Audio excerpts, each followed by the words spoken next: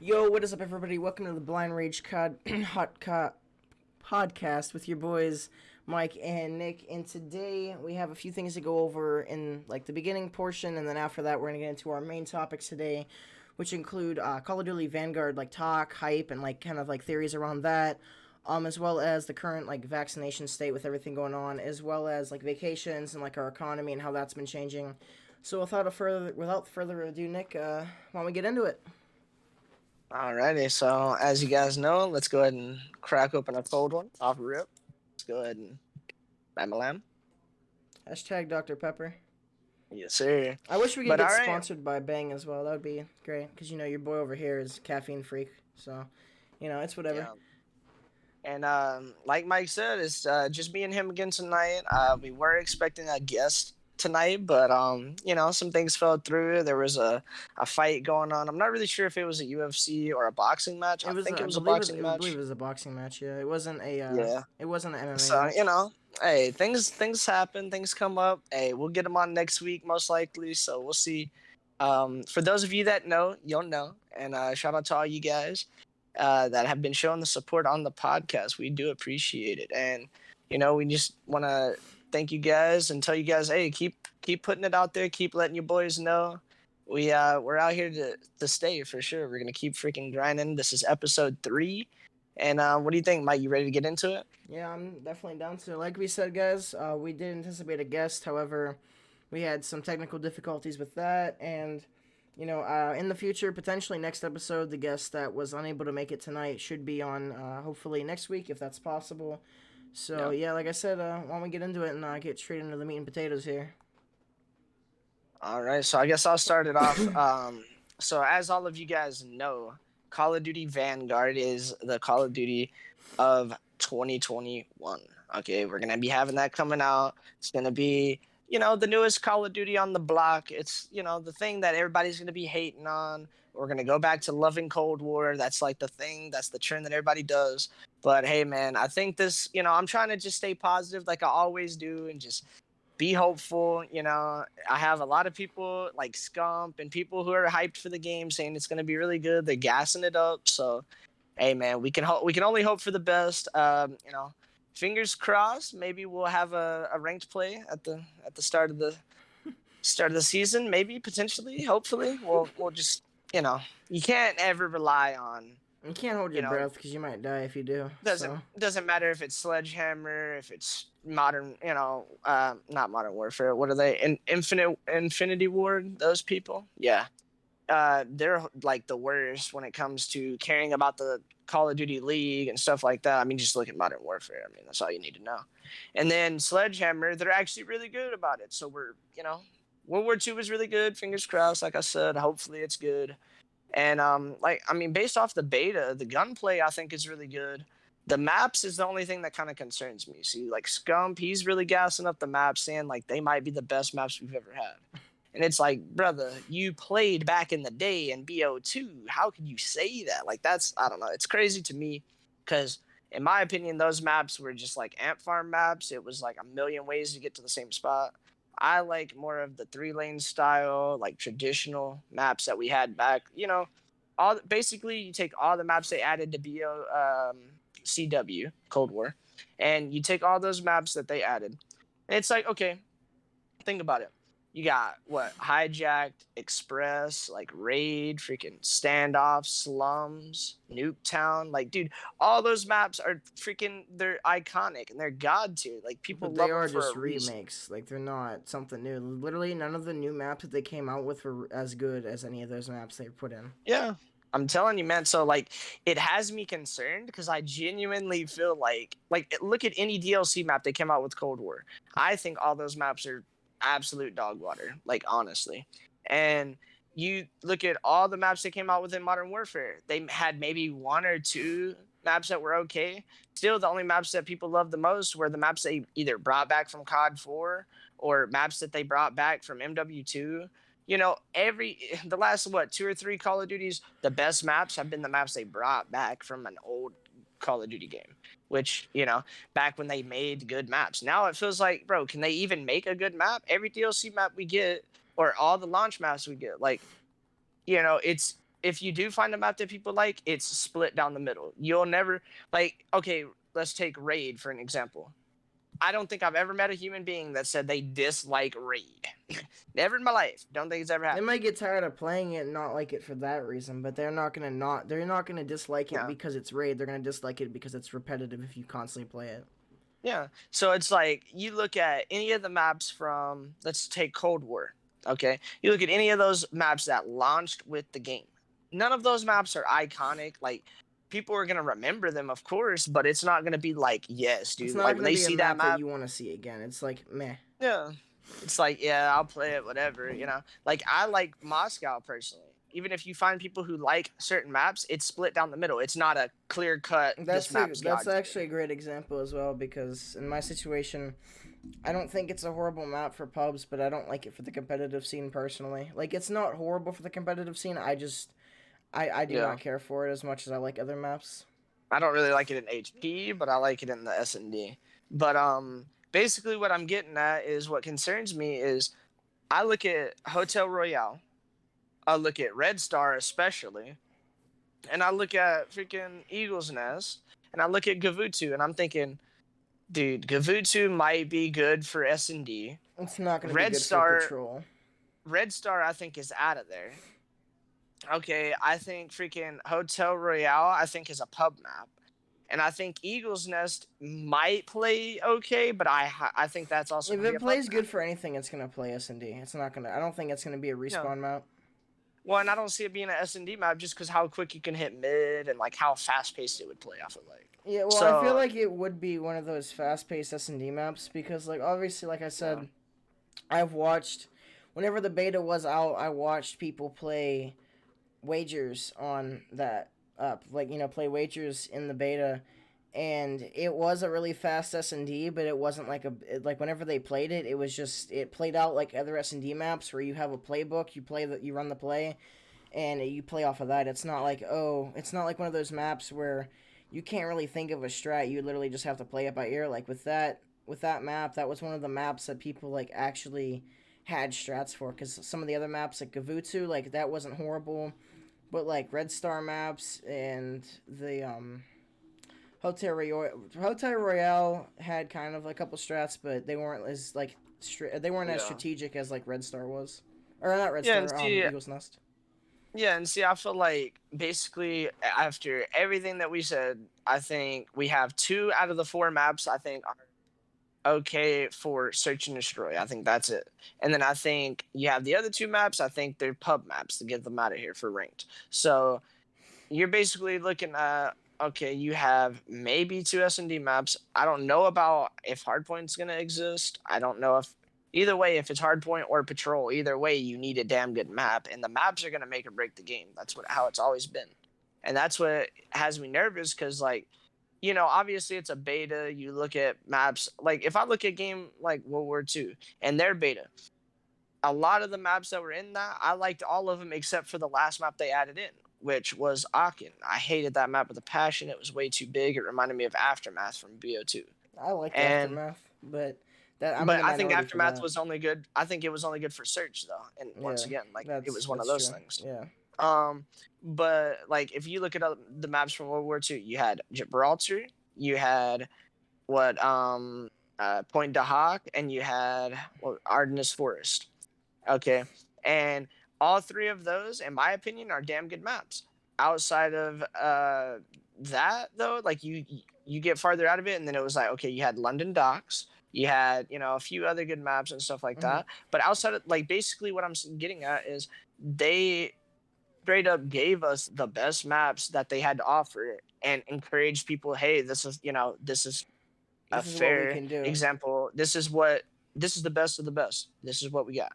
Well, instead, with this year, if that's the best of what they got, like those 4 maps right there, that has me worried. It is good that they're coming out with way more maps than what World War II had, so that's good. 16 maps at launch. I think that's great. Isn't that But 16 also including like all 3 modes? Like it's 16, but like split well, between all the modes, so it's really not like it's really like the same map pool for every mode. I think what it is, I I could might. be wrong though. Yeah, y'all can correct us in the comments if we're wrong about this. I know for sure there's 20 maps total, but that was them counting the Champion Hill Yeah, stuff. that doesn't really So count.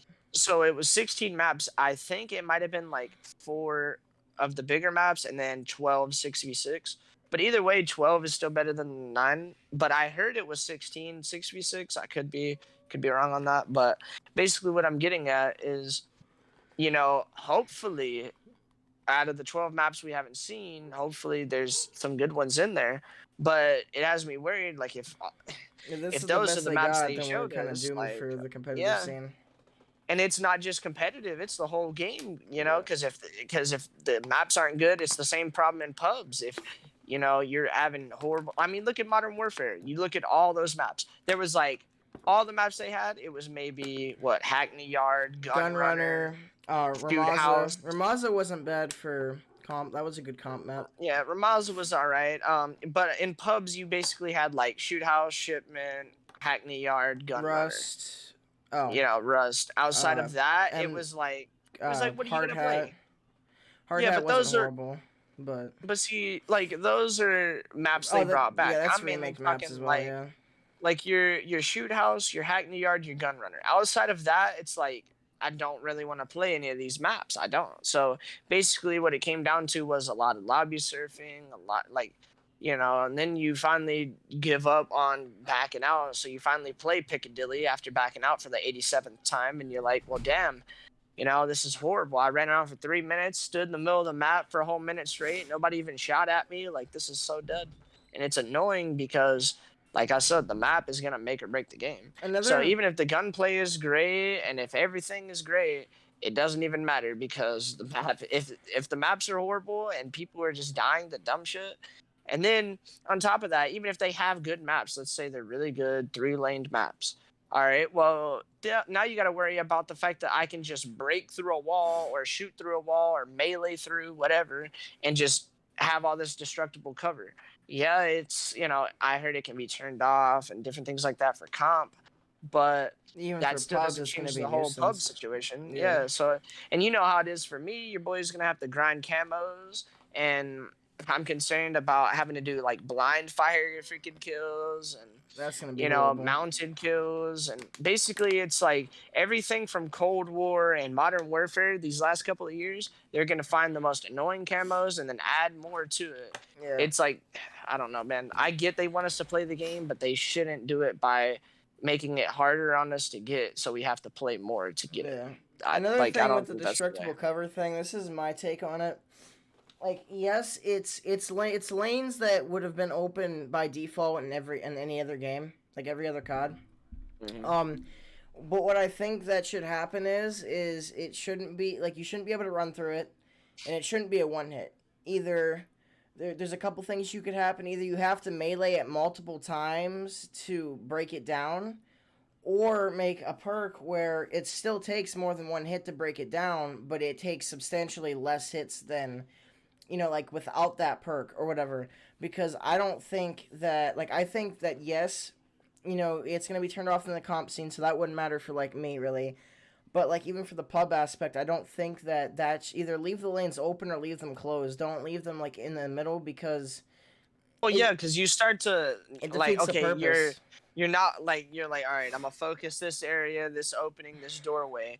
And then you're like, all right, I'm watching this. And then there's destructible cover to your right, but you're not watching it because it's not wide open. Well, you think maybe I'm safe. I don't have to worry about it. And then, bam, they just bust through, and before you know it, you're dead. And it's like, you would have been paying way more attention to that if it was a wide open doorway than some destructible cover that they can just sprint through and destroy you. Plus, so I mean, that, and then you have the fact that, like, I think it wouldn't be as bad if you had to, like, waste your grenade to do it. That like, would be interesting. Yeah, if you could use like an impact grenade or something.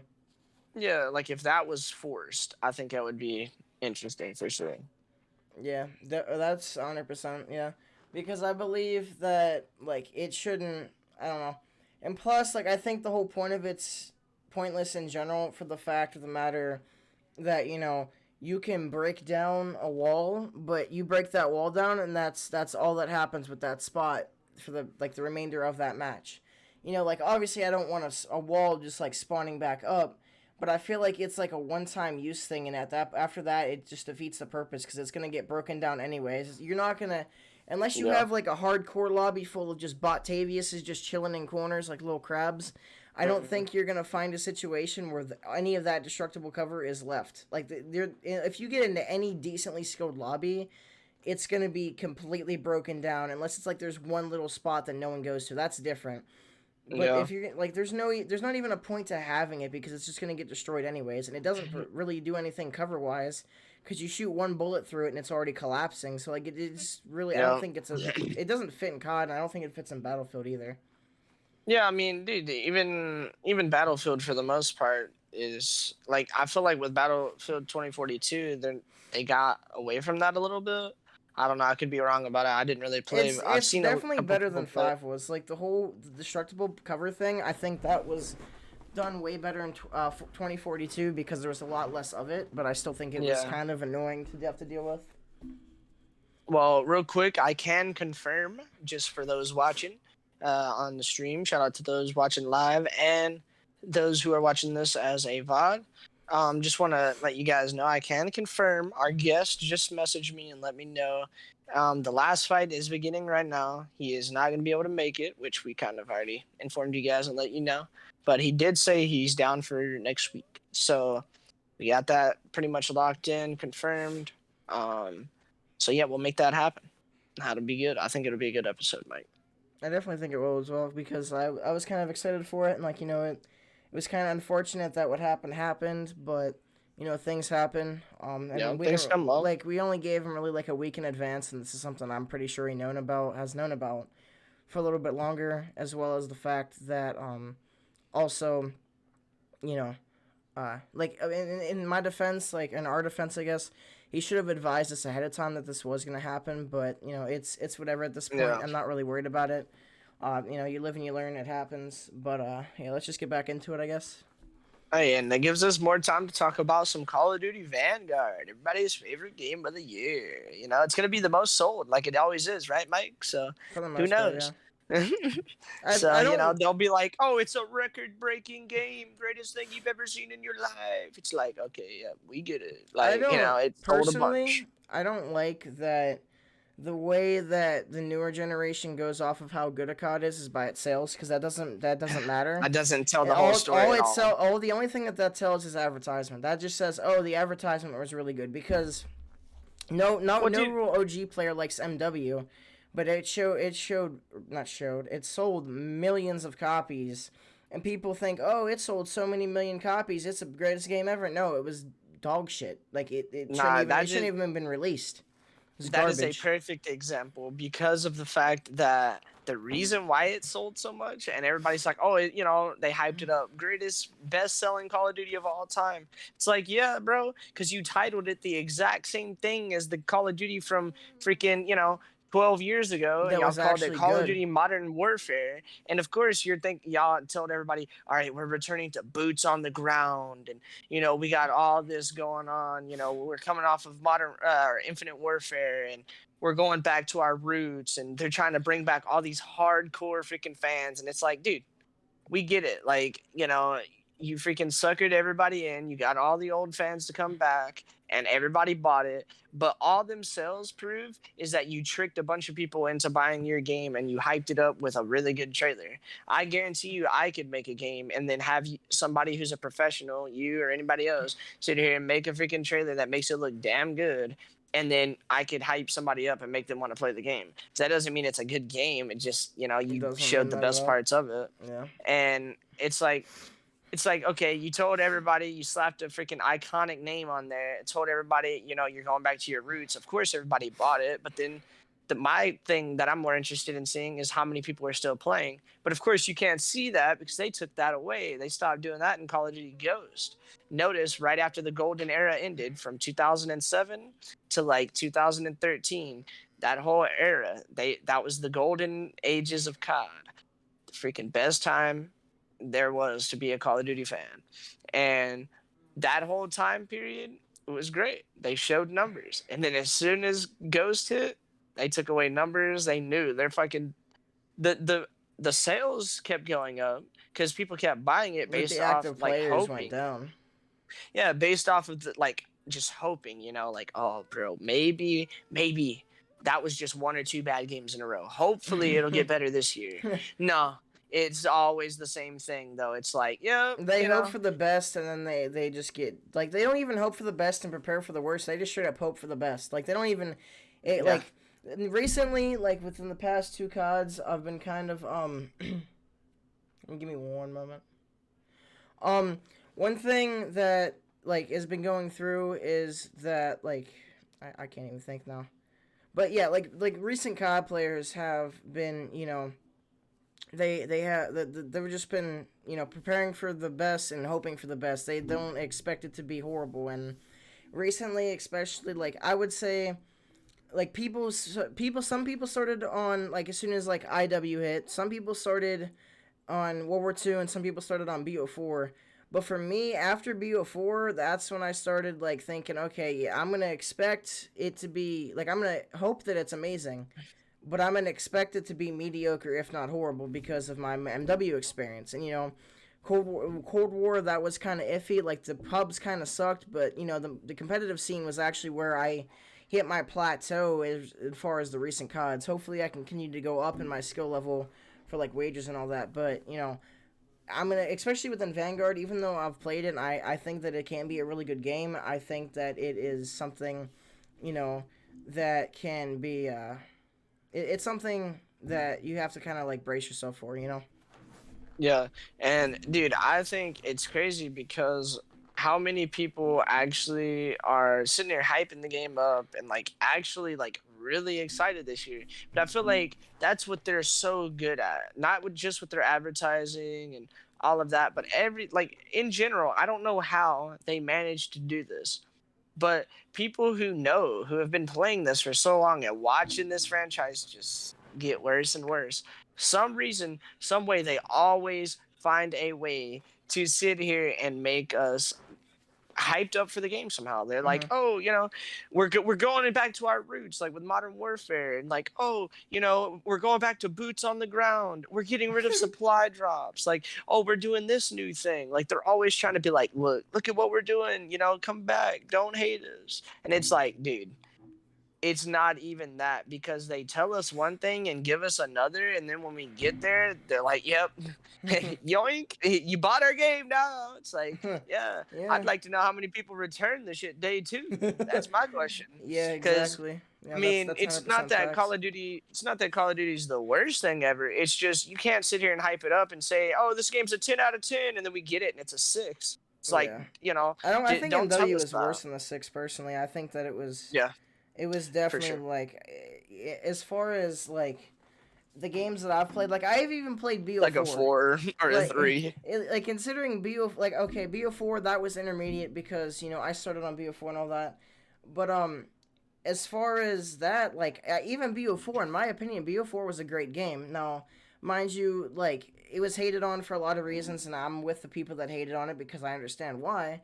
But like even then, like we definitely should have had like compared to BO4, MW was like a 3 or a 4. And I know that Dude, sounds really bad, in general, it's just like and then compared to nothing, if you it's compare that horrible. to like BO2 or BO1 or anything like BO1, 2 or 3, it just completely like it smokes MW. MW is like a 0 or like a 2 max. Like it's just horrible. Can we talk about how it is sad how they literally disgraced the name of Call of Duty Modern Warfare? Now when people hear that, they're like, They don't think worst of the Call of Duty of OG all amazing time. They COD. They don't think think of, of oh, this Yeah, they COD's don't think of the absolute dog shit. 2007, like the original freaking COD that, put multiplayer and Call of Duty on the map, like got it to where it is and helped lead, to all the freaking fan base it has now. And it's like, nope, now everybody thinks of MW 2019 and they're all like, no, where's, a lot of people will tell you that's the worst game in their opinion of all time. And they'll say, like, can't believe I bought this, like, can't believe I played this. And a lot of people are hearing the same thing about Vanguard. They're hearing, and it's like my boy Murder Show. Shout out to Murder Show if you ever somehow watch this, which I highly doubt. But hey, It's potentially, anything's possible, right? yeah. So shout out to you. But like he said last night, literally, you can. The worst thing you can do for the future of Call of Duty Vanguard is tell somebody who hasn't yet heard of it or watched it or played it or anything like that, tell them that it's a Call of Duty Modern Warfare reskin or a remake. Like Yeah. if you tell them that, that is the worst thing you could do for the They will Vanguard. not buy the game. They won't. They're instantly turned off. They think of camping, they think of horrible maps, they think of everything bad A bad with engine. that game. Like They're that's gonna my just opinion, think of but yeah, horrible. like a Yeah. not so good Well, I engine. think the engine itself isn't bad. I just think there's mechanics that they added with it could have, It's they just could not. have Yeah. definitely did without for sure. But I think, it's very interesting now that people look at Modern Warfare, which back in the day, if you said that in itself was like, that could spark a freaking 10-hour conversation between OG players talking about how great that game is. Nowadays, it's a 10-hour conversation roasting how shit Modern Warfare 2019 is. It's like, Yep. it's insane. Yeah. It's crazy. It really is. But I'll say this. I like I said, I am looking forward to playing, and I think the gunplay is really good, and I think there's a lot of good aspects about it. I'm just hoping that the freaking maps are gonna be good. I'm hoping the camo grind isn't gonna be too brutal. But your boy does get a good amount of satisfaction. It is painful, but I do get a good amount of satisfaction from grinding out those camos and knocking them out, man. Look There's at something Jev. about it. Like if you look at Jev, like his progression throughout it, like I watched his entire series from the start of MW, literally the beta, to like him getting obsidian on every single gun in the game. Like the game itself, like mind you, he played it like don't take the wrong way, Nick, but he definitely played it a little bit more than you did. Oh, And for look, but sure. look at his mental status, like his mental status, and like he just will to live, like slow. Like I know this is like kind of a disrespectful phrase, but literally his will to live has literally just like not skyrocketed, just depleted like rapidly. And you look at him before, like he was excited to play the game. Now he looks at the game and he's like, holy shit, I don't even want to see this. Like this is just demoralizing to me. Yeah, You it know? used to be a passion project. Now it's like a chore. Get Yeah. on and do it as a job. Like, I mean, I know everybody says that, but I feel like that wouldn't even be an issue if the game wasn't in the state that it's in every single Yeah. year. And it just all comes, I mean, not to make this about a whole Grand Theft Auto talk, but look at Rockstar and what they're doing with Grand Theft Auto 6 and stuff like that. Yeah, fans are pissed off like, "Oh, they keep delaying the game. It's going to be, whatever. It's all these years, they keep putting out new GTA 5 stuff and all this." I'm like, bro, I would much rather them do what Rockstar's doing than what the developers Yeah, I'd for rather Call of have to Duty play are the doing. same COD for like as long as it's a decent COD. I'd rather play the same COD for a couple years and have a banging ass COD the next year. Like not next year, but like the Yeah, next COD. Like at yeah. this point, they're literally just slapping like everything together and just calling it a day. Like they don't even give a fuck at this point. Like they really do not care anymore at all. Well, it's like, think about it. When the game releases, that's not the finished Call of Duty. No. The Call of Duty that we get, like, okay, like Cold War, for example, Hmm. that is finally the full game that we should That's have how had at COD launch. always works now. It's never like Yeah. the launch game is never it's not it's not the final version of the game. Not only that, but it's also it takes a whole year to get to that point. So like in a sense, we kind of wish that it would be like the way that Rockstar does it, where they're gonna make the next game a banging game, but it's gonna take a couple years. But also, you know, like it's a different experience. Like it's like you would like to play all versions of the game just to see how it changed, but like even to the state it's at now, like I don't even want to play this Cold War. I want to play like the not the OG Cold War because the OG Cold War was kind of busted. But like I want to play the intermediate Cold War. I don't even want to play what's finished now because they've added so many broken things and things. That's the problem. It's It's just not not fun like anymore. see, they fixed a lot. See, and that's what I think the issue is it's not that the game got worse because they made more bugs and more problems, which they do. They'll fix some bugs and add more, and there's still a bunch of problems that they haven't fixed from the beginning. But all around, like in general, Call of Duty Black Ops Cold War got better as a game. But the reason why it's more annoying and more toxic is because you have nothing, like when they add new weapons, I don't think they fully realize what they do to the They don't lobbies. understand the impact it has on everybody. Yeah, because I mean, you literally like you have everybody okay trying to unlock the new melee weapon. Hmm. So you have to get a lethal kill, so a tomahawk kill. You have to get a melee kill, so everyone's running around knifing and tomahawking, which is annoying as hell to die instantly to anything, whether it's a knife, a tomahawk, a shotgun, a sniper, a Sniper. crossbow, Yeah. any of it. That's all annoying. So that already is annoying. Snipers have always freaking run wild in Cold War. Then, everyone's using the new shotgun.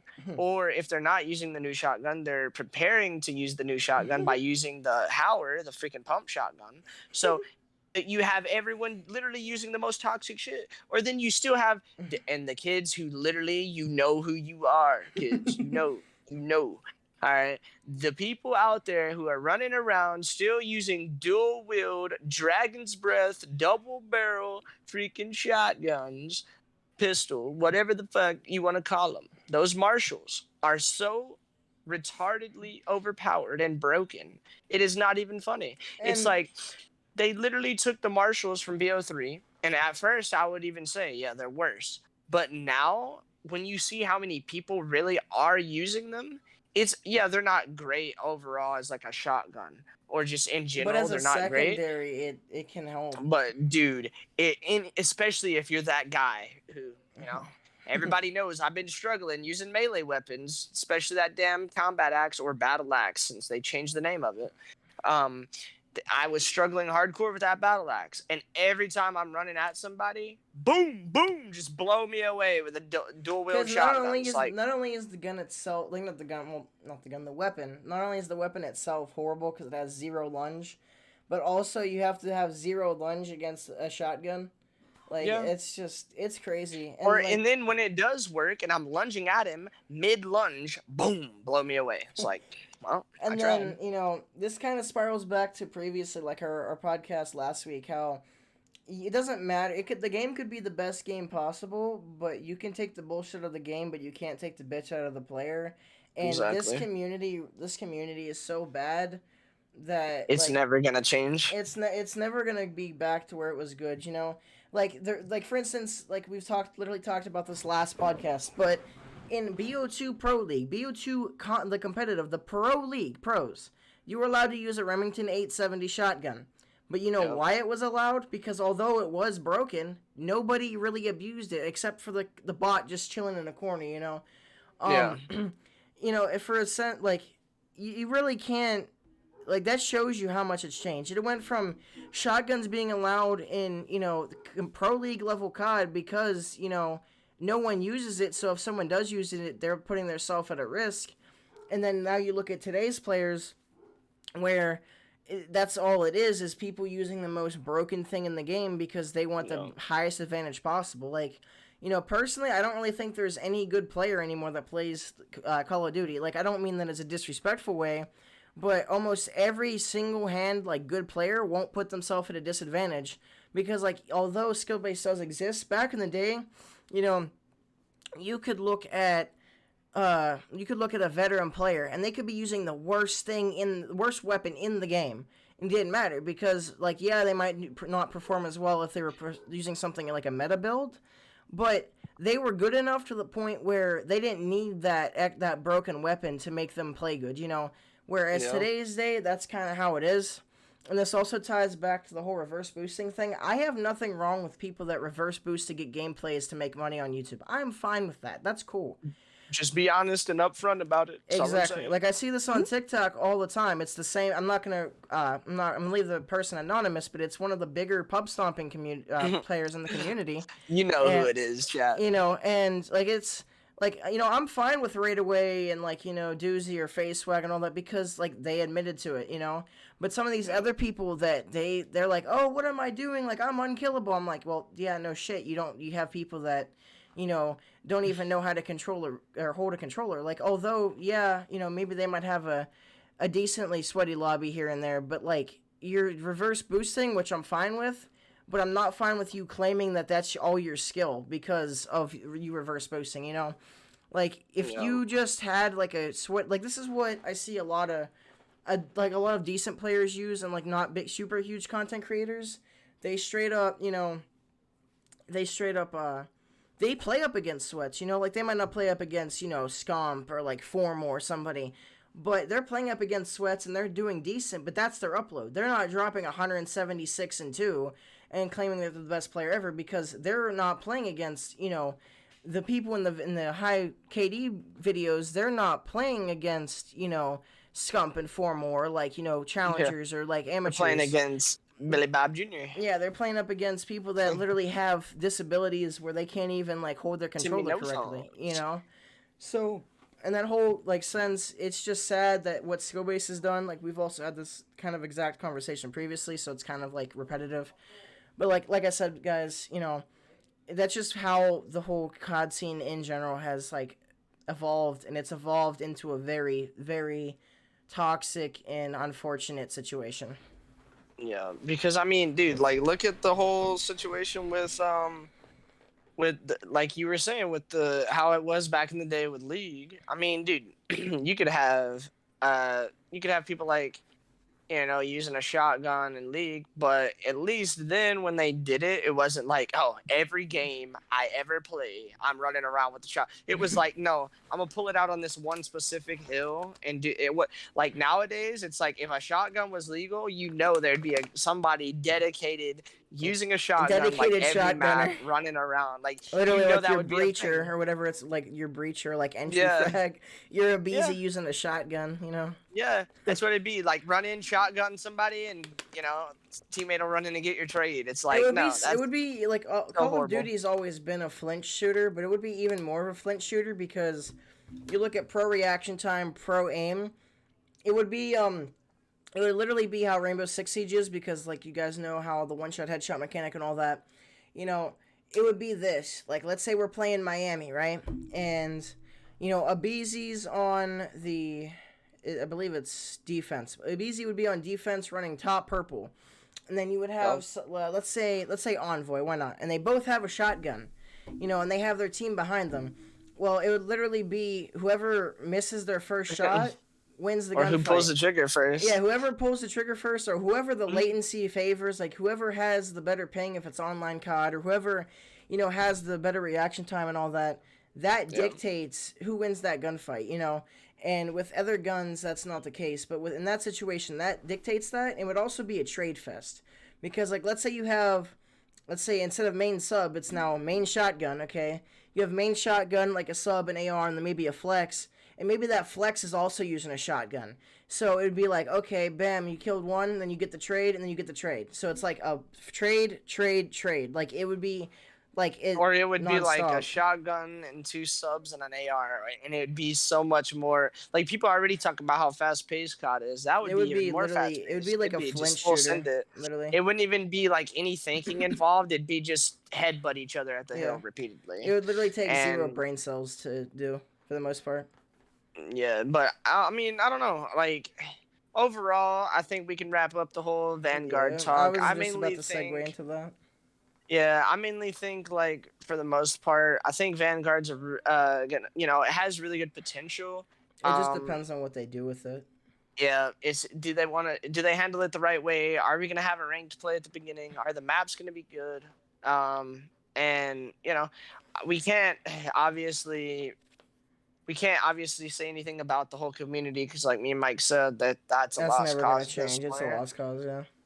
Yeah, so but outside of that, I don't know, don't really have the smoothest segue, but I definitely want to say, I kind of wanted to start this whole combo with the vaccinations with the pro players actually because Yeah, that's a good you way know to get how into it. yeah, because we kind of transition a little bit from the Call of Duty, but we're still talking about the pros here. But obviously I heard different situations about pros getting vaccinated. Maybe this, Mike. Do you know? Did all the pros get vaccinated? Is that a thing? Were So they required? I I'm don't not know. 100% sure, but I know for 100% certainty, even as a guess, as anything, if you're in the same stage and arena as pro players, you have to have a A pass, right? you have to you don't I don't think it has to be a vaccination, but you at least have to have proof of like negative test within the past 2 or 3 days. I believe it's the past 72 hours, I believe. But I'm pretty sure that all pro players have to be vaccinated, and I'm pretty sure I could also be incorrect. But whenever I was listening to Haggie's stream one day, or Parasite for you guys that don't follow the pro league, I'm pretty sure he had to not only get the vaccine, but he also had to get tested, which, in my opinion, that's kind of counterintuitive because the vaccine can give you a false positive because Yeah. it is like giving the antibodies of it.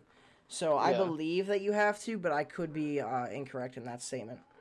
Well, see, the reason why I bring this up is because if it's not something that's required, I feel like it's something that will be, obviously, because with it being required now at like a lot of restaurants at all Colleges over the and things like world, that. colleges, schools for like, K through 12, different things like that. Or I know they're at least talking about kids that are 5 and up. Anybody in the health industry, anybody in the education industry, and before you know it, it's going to be the airplanes, and We they're can already in the discuss that a talks of little doing bit. that. We can discuss a little bit of that in a minute. But yeah, basically, I say all that. I know it's going to be a case of if you want to even spectate or visit or go to the arena or to the venue to watch, go to a CDL event. I'm pretty sure at these next events coming up in Vanguard, I'm pretty sure you're gonna be like forced to have like a vaccination pass and show like that you're vaccinated. And I think it's interesting, but like I mean it kind of makes sense, but at the same time, like I think they should handle it the same way sports are, to where like they keep doing the frequent testing, but they just like basically that player gets benched for a few weeks or whatever until they get two negative tests. And I think if they go about it that way and they don't force it upon people, I think it would go over a lot better. Mm-hmm. Um, but I wanted to, with all that being said, I wanted to ask you, would that impact your, let's say, like hypothetically, you had an offer to do that, but you knew you had to be get vaccinated to do it? Is that like a risk you'd be willing to take? This is like I have kind of a like I'm not gonna like make this a long drawn out example, but I believe that it depends on the circumstances. Like obviously in a hypothetical situation, if I have the opportunity to get signed up by a pro team and I'm like on a contract or whatever, there's a few exceptions. My base like belief and opinion on it in general is I'm not vaccinated myself.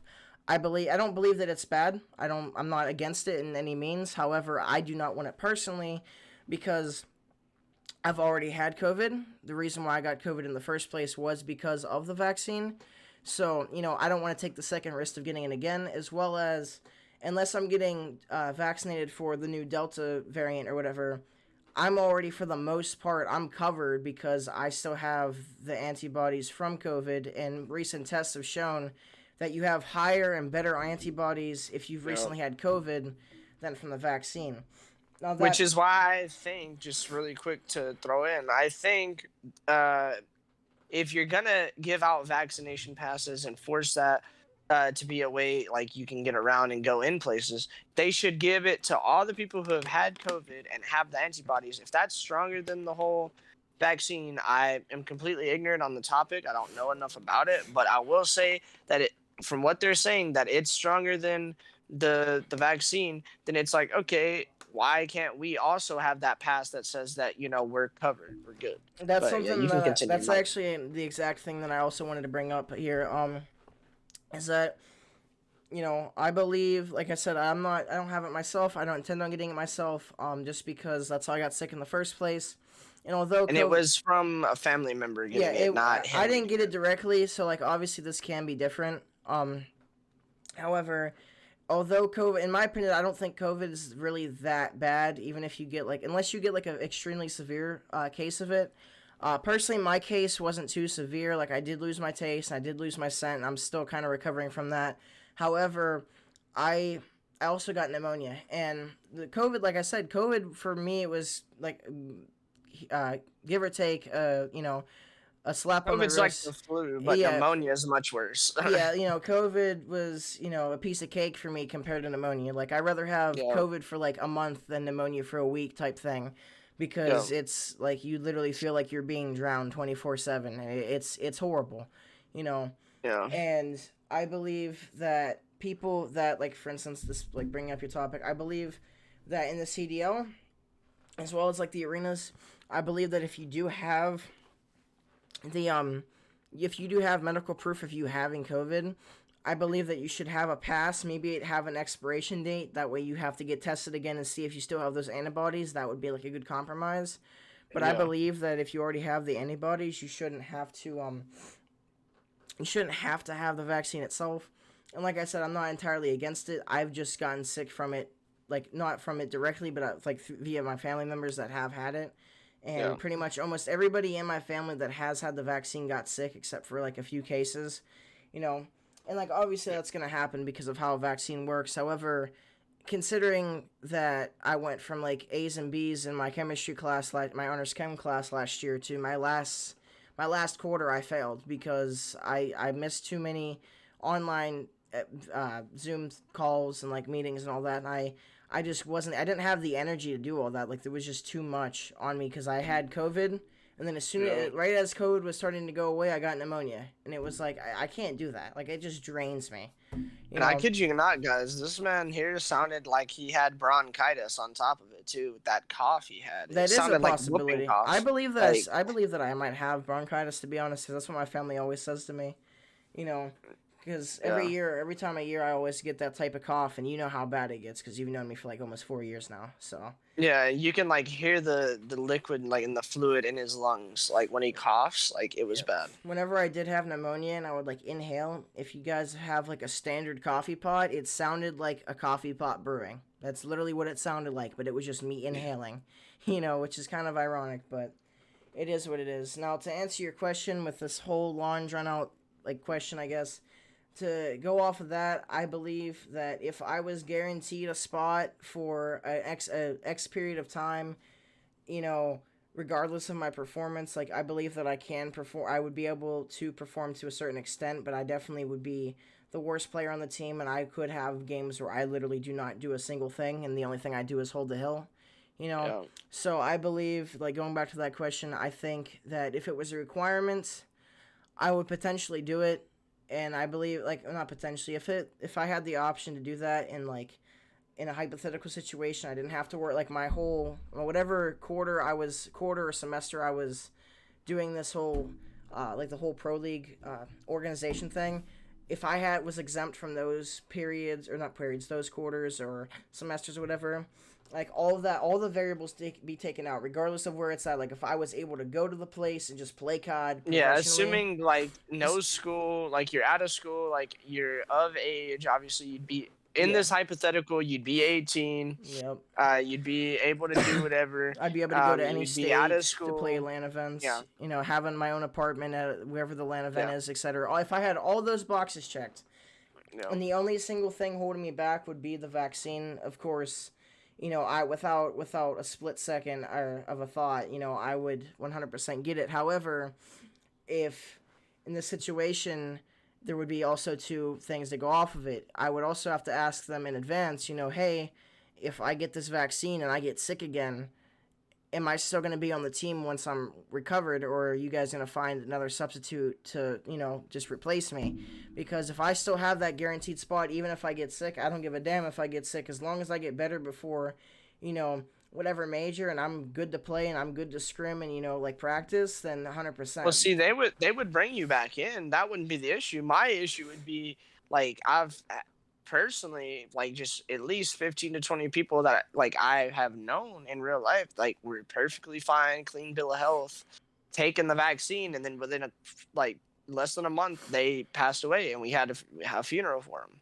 So like that would be more of my concern because it's like you're rolling the dice hoping you don't die, Yeah. especially with I the feel new like people were dying on the first variant. Now they're talking about this new like crazier variant.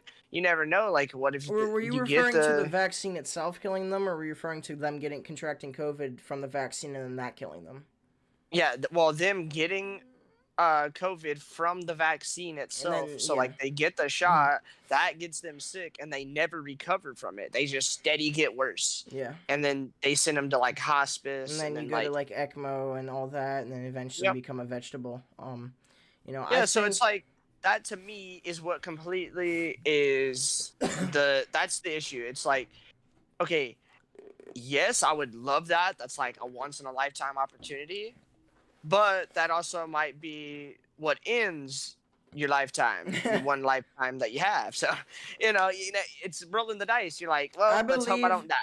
in my situation, like obviously anybody that knows me and like obviously I kind of look like it. I'm quote unquote I'm obese because of my weight and my height and my build and all that. Like I'm not, my 600 pound life. I'm not even like I'm not. No, I believe I don't even think I'm 250 actually. I lost a lot of weight because of COVID. I lost like 30 pounds because I didn't eat for 2 weeks. Chat. same here. I You ate know, 30. I ate 30. I ate nothing and lost 30 as well. Yeah, so in the span of 2 weeks, I lost 30 pounds, and I only eat one meal a day now for the most part. Like I eat Same. two, but I literally only eat one meal a day. And I know your case is a little bit different because of different reasons. However, once again, bringing it back to this vaccine thing, I believe that I would personally take the risk, not just because of the whole COD scene, like that would be amazing, but also the way I see it is if I'm guaranteed a spot regardless, if I get sick or not. Am I gonna get sick in the first place because I already have the antibodies and I already have it in me, so it should just be like a little booster. It shouldn't be like a full blown like brick But wall. see, what concerns me though is they say, "Oh, this new variant." So, what has me concerned is, will the antibodies from the other variant prevent you from getting the new variant? And then it's like, okay, well, if they don't prevent me from getting it, let's say I get the vaccine, Then what's the point of and getting it in then the first place? let's say I get the vaccine, my because they're like, well, we want to, you need to get the vaccine in case you come across the new variant. And it's like, all right, well, that makes sense, whatever. Well, I get that, and then I end up getting sick, and my current antibodies can't fight that off. So then it's like, well, Then you're fucked. like you hope that your immune system's strong enough to fight it off, but then you're just literally, you're like I said, rolling the dice and hoping for Yeah, the best. that's facts. But yeah, like if it's like the regular vaccine and it's not against the Delta variant or anything, that like if it's just like current time where you're not getting the vaccine for the Delta, you're just getting the regular vaccine. I It think wouldn't be worth it. I don't think it would be worth it unless, like I said, I If you have. have the antibodies, yeah. Yeah, I don't think it'd be worth it unless I'm in that, like I said, that hypothetical situation. Then at that point, Then yeah, might as well. I already have the antibodies, so the chance of me getting sick is like slimmer. It's not like nothing. It's not like a 0% chance, but it's a lower chance. Yeah. As well as since I've already had COVID, like yeah, it's put stress on me. However, I didn't have a super severe case, but it wasn't like nothing because my friend didn't even lose his taste or smell anything. He literally just had like the flu, basically. Um, No. you know, so even if I do get sick, the chance of it really being fatal or being like very severe are a lot lower in my case. So Yeah. like I'm with you how like in certain circumstances, but if I'm in the hypothetical situation where that's the only thing blocking it and like all the boxes are checked, I believe that'd be worth it personally. But I do Yeah. not like if you're just a regular person and these are things that are going to crush your mind. That's up to you to decide. Personally, like I said, that's why I'm not against it, but I also don't have it myself. I'm not an anti-vaxxer and I'm not a vaxxer. I'm like a You're on the neutral. fence. I'm a neutral person. I'm not. I'm like a undefined or whatever it's referred to now as all the generations and gender references and all that. I'm undefined whenever it comes to this whole vaccine situation. Is there anything else you would like to add before we like segue into like our next couple topics here? Yeah, the last thing I did want to say is kind of like what you were talking about with your friend having like a very like minimal case of it. That's pretty much how I felt like when I was sick initially.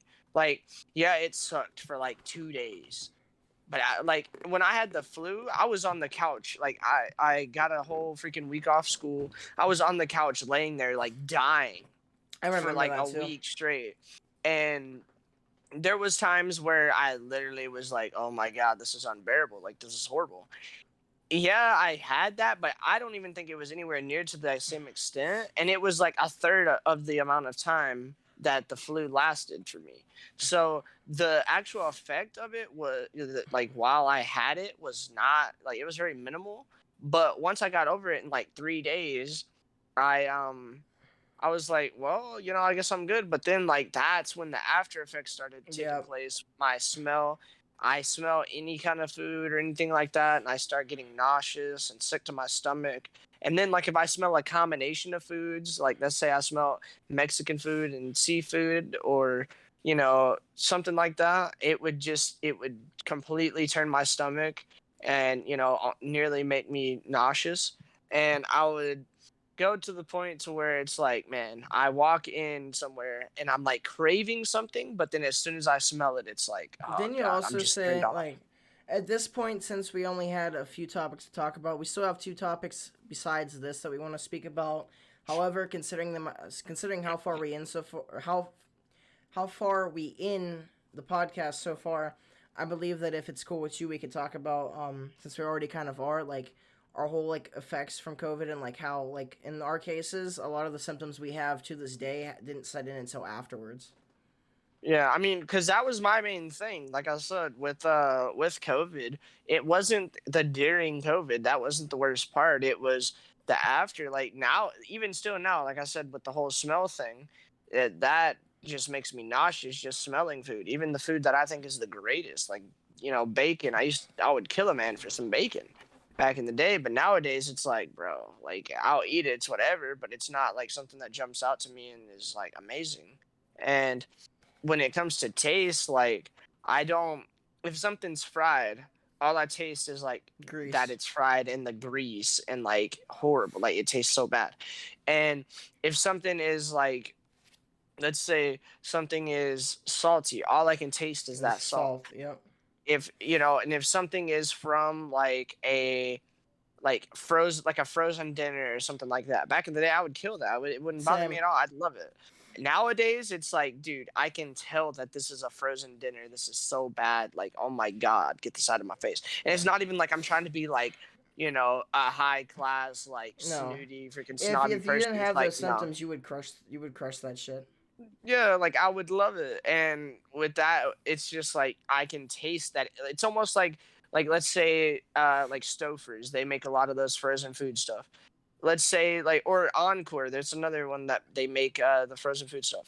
You could take one of those and get like the Salisbury steaks. Hmm. Um dude, back in the day I would love those. Now if I take that, I can clearly tell like how fake it is. Like that's Hmm. all I notice. I can't like I'll eat it, but I can't enjoy it anymore. And that's how it is with 90% of all food. Like some Doesn't things I can tolerate, but most things it's just oh god, it's correct me horrible. if I'm wrong, but do you still have the side effect where you always have the aftertaste of Cool Ranch Doritos no matter what you eat, or is that Thankfully, receded? thankfully that's kind of receded for the most part. Like that's it's not really that. Now it's kind of whatever I ate last It tends to lingers, it lingers for so and it long. just overwhelms the taste of the new item. Yeah. So like whatever I ate, and for those of you who don't know, I'm a lot like what Mike said. I eat once a day. So I eat dinner every night, but I don't eat during the day because I know if I eat during the day, I'm gonna hurt like most all day. So what I do is We also like really haven't discussed that. I'm sorry for cutting you yeah off, but that's mainly because he has extremely severe acid reflux, so like nothing will really help him. Not like he could eat a yeah whole bottle of max strength Tums in one sitting, which it's not healthy. But he could do that, and it literally would not affect him at all. It wouldn't make it yeah. any worse. Like he could drink a gallon of milk, and it wouldn't do anything. And I've been to the doctor. For those of you who are like, well, go to the doctor. It's like, well, I've been to the doctor. They did like an upper endoscopy, ran the camera, like did all that. I'm supposed to go to the doctor here in like I think like 10 days, 11 days, something like that. So I'm supposed to be going back, but it's just more for like a checkup. He wants to see if anything's gotten better since I went. I went back on the 24th. So basically, they want to just check and see, but they prescribed me this medicine, which was basically what I was already taking, but it's a higher dosage, and it's a different medicine, but it does the same Isn't thing. it essentially just calcium carbonate? It's basically like a Nexium times 3. So like a Nexium, for those of you who don't know, it's like a 20 milligram. It's like a, it helps with your Like heartburn and heartburn, like acid acid reflux and reflux stuff and like all that. that.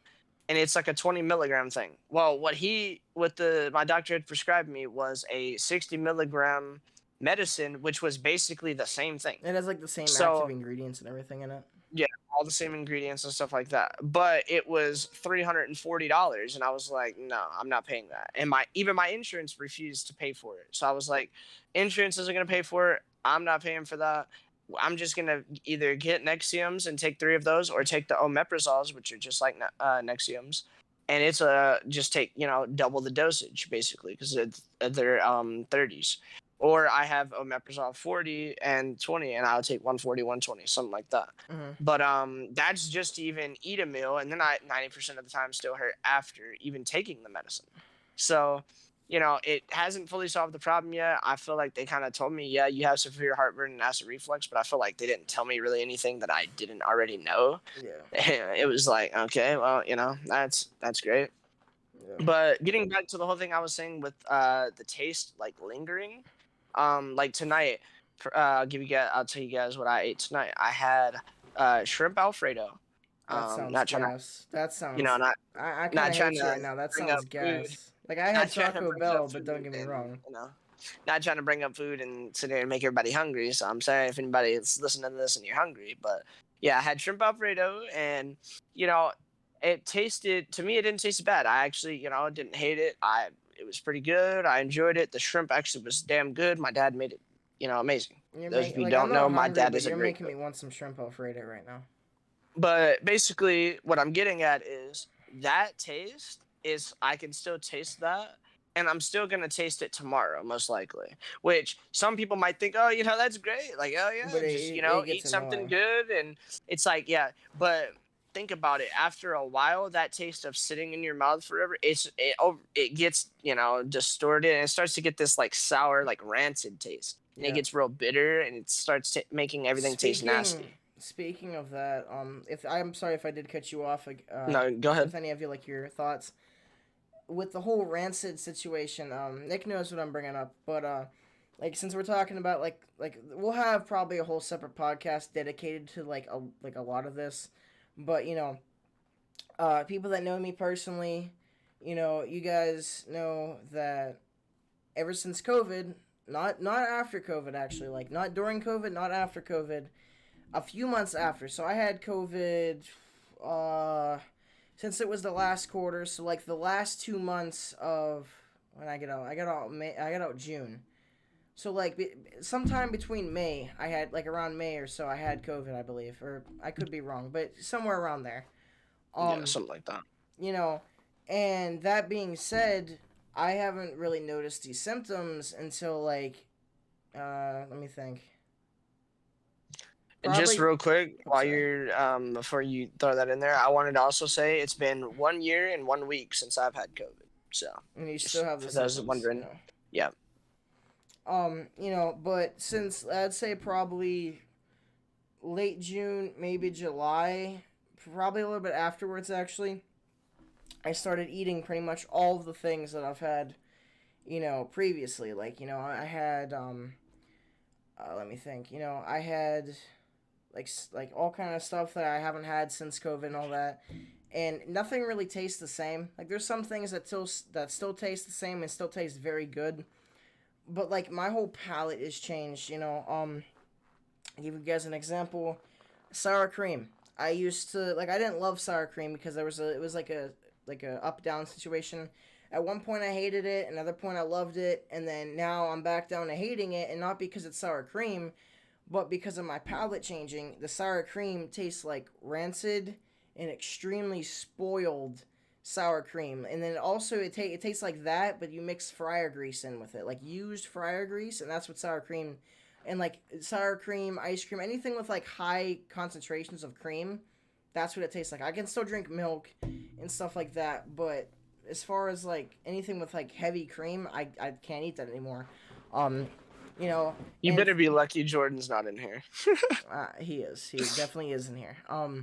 No, I Yeah. meant in the call because of Oh, that high yeah. concentration of cream comment. Yeah, yeah, we know all about Jordan. But that We being got to get him on here at some point. We yeah, have to. probably after Nikita or Dustin, probably within the Yeah, next like 3 or 4 podcasts. we have to, man. But that being said, guys, things like that doesn't taste good, so I can't eat that anymore. For me, lettuce, like I know Nick, you never really liked lettuce, so like you can't really have a comment on it. But I used to like lettuce a lot, and it tasted like lettuce.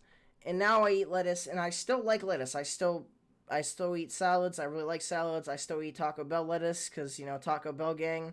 Um, you know, um, with that being said, though, it tastes different. It could be literally a fresh head of lettuce picked from the ground and washed off, and Horrible. it tastes processed. It doesn't taste bad. It tastes fake. It tastes like it was like covered in like pesticides and chemicals, even if it wasn't. That's And how I feel with like other greens. Like obviously, like you said, I don't like lettuce, but I don't know if it's just like vegetables. But obviously, like I have my problems, like I said, with fried foods and refrigerated foods and stuff like that. But also when it comes to vegetables, like I don't, like I said, I don't do the whole lettuce thing, but I'm into, like, I used to love green beans and peas and stuff like that. snap peas are Those things, fire. I can't do peas. I can't do green beans. I can't do spinach. Like I can eat it. I can force myself, but if I eat it, I'm literally gonna have a horrible taste in my mouth for hours after, and I hate it. Didn't you also say It's so corn as bad. well? Like corn isn't a green, but didn't you Yeah, also say corn? Yeah, corn as well. That's another one. It's like, ugh. for me, luckily, like let it like I don't know about carrots because when I eat carrot, I don't really eat whole carrots anymore. I used to, but like if I eat like carrot strings, they taste kind of normal. But also, besides things tasting differently, like for instance, I hate bringing food up, but Taco Bell, I used to I still eat Taco Bell. Matter of fact, I'm still addicted to it because obese gang, fat kid gang, but Fat boy. that being said, like even not just Taco Bell, like any type of like steak 'em. Like if you get a Subway steak sandwich or like a steak sandwich, or even my place, which are like thick sheets of like steak. Like it's not like a strip steak or anything like that, but you get the point. Anything in that nature, it tastes different. It doesn't taste horrible, but it tastes even more processed than it used to taste. Like It as just well. tastes off. It's not It how doesn't it should taste. It taste. doesn't taste like you don't. It doesn't taste the way you expect it to taste, Yeah, knowing what it used to taste like. And like yeah. another thing with my palate changing, whenever I had COVID, Nick, you could correct me if I'm wrong, but you did lose your taste and all that, right? Like your taste and your smell for a second, or no? When you had COVID. Yeah, like I had no taste for Okay. like a few days, and then it's everything tasted like Cool Ranch Doritos for a while, like for a few months. I don't know exactly when that wore off, but it was like for at least like 2 or 3 months, Yeah. and then it kind of switched over to just everything like tasting bad. Like it didn't taste like Cool Ranch Doritos anymore; it just tasted off. So I guess like you can say I've had some progression, but now like I even tried. I was like maybe let me try this. Maybe I'll get a bag of Cool Ranch Doritos and try to counter it and be like, oh, let me try to, eat a few Doritos and see what it tastes like. No. I about vomited everywhere. It was um. horrible. But it's the same thing with any kind of chips. Like I was telling you, if I have anything other than like Lay's, like the classic Lay's or like Fritos, like, the original Fritos, like stuff that I would not like back in the day, which it's not that I wouldn't like that, but I'd much rather have like sour cream and onion Lay's or Doritos or something else. But nowadays, I can only tolerate the most bland, like salty chips. Um. With that being said, what I was gonna say, like I had something else, but like I wanted to make sure you lost your taste and smell and all that. But correct me if I'm wrong. But when you did have COVID, if you ate anything that was like sweet, you couldn't. Maybe it's just me, but me and my grandmother, when we had COVID, we couldn't taste what was like. We couldn't taste like sweet things. Like we had like frosted oatmeal cookies, you know, and It tasted like bland, like you were. we couldn't taste it, but you could taste the presence of sugar and how like you can Yeah. taste like we couldn't taste things that were salty, but we could taste the presence of salt.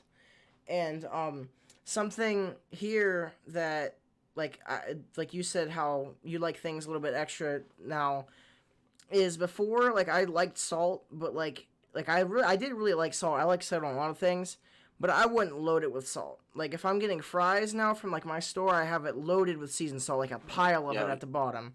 Or if I have a steak, like I don't cover it in salt. That's just fucking stupid. You're gonna But destroy the you make steak. sure it's good and seasoned. You make sure you put like Montreal steak seasoning, cover that bitch in it, and Yeah. stuff like that. Like the presence of salt just makes up for the flavor, and it makes things taste a lot better. Yeah, I Um, don't know. I'm sure there's something to that.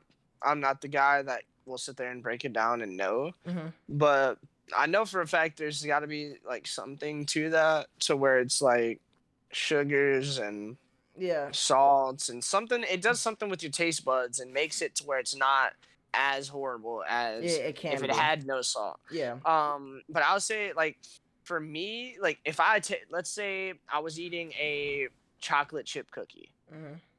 If I was eating that, it would taste like I was eating a raisin cookie or like a Oatmeal cookie. oatmeal cookie.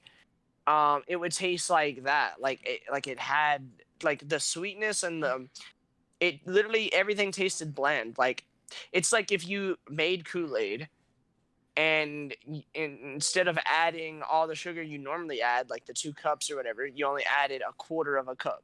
So like it tasted really watered down. Or like if I gave you a soda from McDonald's or And something then full put of ice in and ice, let it melt. and then I just let it melt, and you didn't pick it up for a while, and it freaking got really watered down.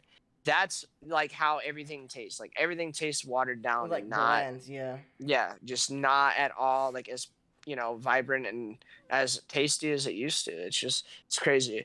But One I think thing that's about it on the whole thing, unless you have anything else, There's Mike. only one, like, it's really short. One thing that I would also like to add with this is, on my end, you guys could tell whenever you said sour cream and onion, I cringed. And Yeah. it sounds really, really stupid, but, like, certain things that I used to like even things like cheese flavored, I don't like anymore. And especially anything that says sour cream, I just, like, make sure it stays, like, 50 feet away from me. Because, like, for instance, I'll Yeah. show you guys, I have them right here, right? If you guys can read, they're cheddar sun chips, right? And like I used to crush like a big ass bag of these by myself in like an hour. And as you can see, the bag is still there. I've had that bag for like a week and a half or 2 weeks now, because I ate it. I ate them, and it tasted like rancid sour cream and fryer grease, and like it smells like I don't need to smell it, but it smells just like regular like Harvest cheddar sun chips. So shit like that, it's like demoralizing because like it's almost taunting you because oh it smells really good, but you eating it tastes like shit. Hey, you happy your freaking smell Yeah, is coming back? at least I can My enjoy damn the smell. smell. Hey, Um, I will say this though. When my mom made cornbread the other day, like last week or something like that, I was able to smell it. I mean, I had to get up on it, and it like you was do with your fresh out of the monitor. oven. Yeah, Like just like I can you do with my smell your mom. monitor at all? It smells like monitor. It smells great. Um, but yeah, basically, as far as the whole situation with the cooking food, like normally people like a normal person with regular smell and everything else, they would smell it the whole time it was cooking. They would know like when it's getting close to done based off of just the You smell. lose all And that. like I don't have any of that. Like it has to be an overwhelming, like Yeah. flowing throughout the whole house, like completely diffused everywhere. Then I'm finally able to like, and then I have to still like if this is the pan, I have You to have be to like, like waft it, yeah. I still have to like get up on it, like just Um, so I can smell it. And it's so bad. Like One other it's thing, horrible. I do want to wrap this portion up because this, like, I genuinely want to wrap it up. With the whole smell thing, I know you were kind of like, making fun of me, like saying, at least I can smell. Like, I can smell food. All foods, for the most part, smell great.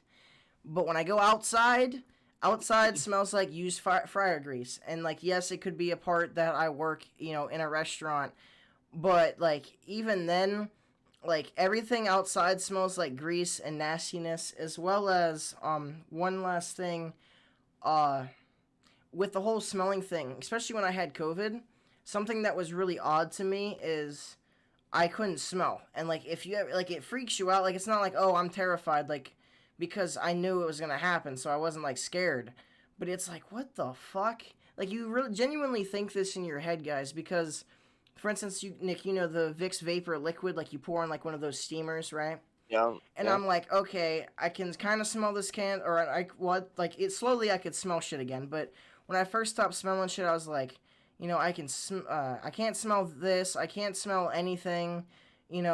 Maybe I'll try this because this shit is strong as fuck. Like eucalyptus is a very strong smell, and I'm like sniffing Hmm. it like I'm like sniffing glue, and like I couldn't smell it, and I'm like, what the fuck? And like I could feel the alcohol burning my nose. Like you could feel the alcohol, but you couldn't smell it. And it was Yeah. such a weird experience. And like I would drink and eat things, and like it wasn't that I didn't want to eat because things tasted nasty. Because I could only taste sugar. So when I did the burnt orange shit, the brown sugar literally made me throw up because it all you tasted was sugar and it was nasty. Besides the point. But the reason why I didn't eat for 2 weeks is because I didn't eat for a couple days, and then I was like, oh, okay, I'm gonna try eating. And as soon as I would eat, like if you can Yeah. think about it, a piece of food dropping into your stomach just makes your stomach hurt because it's in there, and it's not used to that. So every time I would eat, it would hit my stomach, and then it would make me throw back up because my stomach was like actually hurting because it was so empty that it felt weird having something in it. But And then you take 3 bites and you're like, you feel like you're overstuffed and 800 pounds and bloated. You're like, oh my God. At least that's yeah, how I feel. That could be a more of a me, That's whole how I health feel more. related That's issue. how I But feel more now compared to like whenever I had COVID. But I can see that's how it's relatable. Um, yeah. but like I said, like we have a few more topics here. But one topic that I do want to get into is that you know, uh, let me think. A few topics that I want to get into is that like as the title says, the whole vacation thing. I know this is more of like a topic you came up with. So like as Hmm. you said, like what would be our our dream vacation and things like that. But since you're the one that kind of came up with this idea in general, why don't you do the honors of like explaining everything from your perspective? Yeah. So basically, uh, I kind of went on my dream vacation, last year, actually. It it was last year October 1st. Me and my parents, I took them out there, and well, they took me technically, but I arranged for it and paid for it and stuff like that. And we went out, and I thought it would be ideal because I've always wanted to live in Colorado. For those of you who don't know, I just love the weather. Here in Texas, it's hot as hell. We don't ever get a white Christmas, which is what I want. We would have a lot less bugs. We could save on electricity, like because at night you can, let your windows up because you don't have to worry about bugs, and it actually gets cool at night. Like here, it could be midnight and it's freaking 90 degrees. It's insane. So Um, all of that combined with the fact that I would be in a bigger city, I'd have all that going for me. Not that I can't get that in other places, but I just all around, I thought, for the longest time that like that's always where I wanted to be, right? And so since that's where I've always wanted to be, I was like, well, I need to at least go and experience it because I don't want to dream my whole life and think like this is the ideal place. And then when I get there, it's something completely it's like different. a big So I was old pile of like, shit. yeah. So I was like, I need to at least go there, experience it, and see if I enjoy myself while I'm there. Well, I went there, me and my parents took me around, took me to different places. We enjoyed it. Like, we actually did things that, me and my parents never do. We're always home. Like, they You either even work or have they're a home. video of the whole vacation uploaded to your channel, right? Like you have a video of like Um, pictures and videos. I don't remember. I don't know if you remember this, but this was a year ago, obviously. Like So I made sure you like know, you had I everything emailed good. you. I emailed you all the stuff, but I guess like you told me the videos wouldn't. It wouldn't let you get the videos somehow. Mm-hmm. So Oh shit. Yeah. that was the whole issue. But I do Yeah. have it all. I have it all on my phone, but I haven't. I don't want to really put the videos out there one at a time. Because they're like short I was videos as well. Yeah, well, a lot of them are like clips that were meant to be pieced together. Yeah. I'm considering, for those of you who are interested in it, I'm considering putting together just basically uploading them all private and then having somebody edit Download them. all of it Yeah, together. download them and put them together. Yeah, so I'm considering doing that, but That's a you know, possibility. I could do that, but that's that's for a a bad different time. time. But basically going to Colorado was amazing, and I specifically instead of Denver, I was considering Lakewood, which it's like the fifth biggest city in Denver. It's got like 160,000 people living there, but it was still a big enough city to where I could live in the city, you know, rent an apartment. And I'm not opposed to renting an apartment. Obviously, I'd like to own a place, but if you try to buy any kind of land or anything in town, like in the city limits, it's gonna be outrageous, especially in Colorado. Um, but basically, what I'm getting at is I've always thought it would be ideal. Like I thought that's the place I've always seen myself living and making a home for myself. So going there and just experiencing everything we experienced. I mean, like I said, me and my parents were kind of homebodies. We don't get Yeah. out a lot. We don't get to do a whole lot of things. They work all the time. So when we got to get out and we got to go and we explored a whole like abandoned ghost town. We got to go, we obviously stayed at a nice hotel, went to some nice restaurants, the usual things you do, but we got to go and we checked out these different places that they had on pamphlets and just did the things that tourists normally do, but it was just all around a really cool experience for me because that's not something I've ever got to do before. And so going there, it was everything I expected and more. Like we hiked, obviously my mom can't do a whole lot of hiking and my dad has back problems as well. So they let me go hiking up a small, like, I wouldn't call it a mountain, but it was a wannabe mountain, let's say. And I hiked up to the top of it. They took a picture of me, and like the feeling of that was just the sights you could see from there, the things that I got to experience there were just, it was breathtaking, and it was an experience that I'll never forget, and it was definitely the ideal. Obviously, it'd be a little bit better if we could have stayed more than the 3 days we stayed, Hmm. because I only saved up so much money, and of course my parents they didn't take a full vacation at the time, or maybe they did. I can't fully remember, but the point is that to me, the only thing that could have made that better is if, because see, we went in October, and we went at the beginning of October. There was ice and stuff on certain parts of the ground, and certain, like, you can see where it had snowed like a week ago or whatever, but we didn't get to see any snow while we were there. And then the day after we left, it actually started snowing severely, and then less than a week after we left, there was a huge avalanche. So I guess it's good that we got out of there when we did, but at the It's also same time, disappointing. yeah, at the same time, I think the ideal vacation for me would be like, we're in a, like I've all Mike, you know this, and all the people who are close to me know this. I've always thought it'd be really cool to live in a log cabin and just have Log cabins everything are badass, by completely the way. set up. And I think like there's just something so amazing and just cozy and comfortable about, there's snow outside everywhere. It's cold all outside. Maybe it doesn't have to be a blizzard, but maybe it's snowing, got it going on. It's Christmas time. All the houses are, decorated nice. You got Christmas lights everywhere. Everyone's just in a better mood because it's that time of year. Everyone's jolly and cheerful.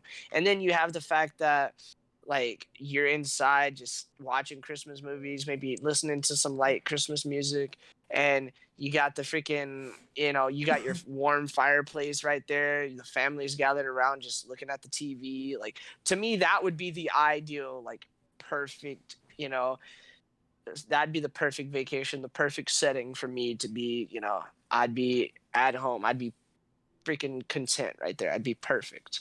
So that would be for me. Like, that's what I would say. Obviously, some people get to live that every single day and just get to live the life. And I hope someday, somehow, some way, I get to do that. I think that would be amazing, even if it's not in a full-on log cabin, because like I said, I do need to live in the city. But even just living in an apartment, just living there, I think would be a dream come true for me personally. So yeah, I don't know, Mike. What do you think would be your ideal vacation Um, if you could, okay, just assume money and none like of all that the is an variables issue? are out of the way. Yeah. Um, Start off three things before do this real quick. You talk about leaving your window open at night or whatever, which for cooling. Now, if you're on like if you're on a high level, sure, but if you're in a ranch style house, I would not do that. Even being a firearm prevalent household, I like being around all that. I still wouldn't feel comfortable leaving my window open at night because fuck no. Um, Yeah. the second thing with the the third thing with the log cabin, I've actually spent time in a like cabin every couple years going to camp, and like it's not tents, it's an actual cabin, but the experience itself is pretty badass, as well as I believe there was one more thing that involved Colorado, but I'll leave that for another time, or at least later on. That being said, my ideal vacation, now if this is a vacation for just me, like not including my family, I think you would kind of have an idea of what it would be. Like as long as it was possible, like everything was possible, there was no variables, no limitations. Yeah, I whoever you want to be there can be there. If you want to be by yourself, you could be. Yeah, If, you know, there's no money, there's no transportation, none of that's an issue. there's Like, no wherever objects, like you go. money's no object or anything like that. Yeah. In that case, if it was just me and who I would pick as like best friends and homies and shit, I would want to do three things, and it would be like in similar locations. So for the most part, as long as in this hypothetical situation, all four of you guys would be down, it would be me, you, Snow, and Enzo, and we would all go to, like, obviously this is like a fantasy thing, so like Yeah. like I'm making it the way I want it to be, obviously, but it would be us four. Yeah.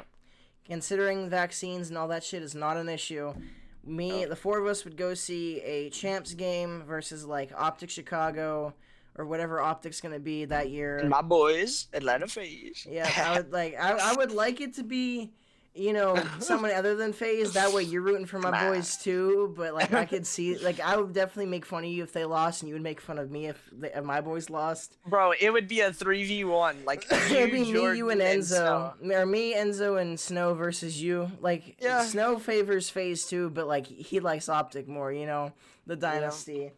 But it'd be like that situation, like a round 11 game, like a game 11 or 9, game Yeah. 9, round 11, whatever. And then after that, we go in like a hotel. I don't really care where Champs is at, like depending whatever year it is. I don't really care about any of that. And then, like I said, as long as all this is possible, then either me and Snow or like all of us, whatever, I don't really give a fuck. All of us go to the Optic headquarters, and all of my boys that were in there at the time that I want them to be, I get to meet like all my Optic players now. Like Formal would be in there, but Formal is retired at the moment.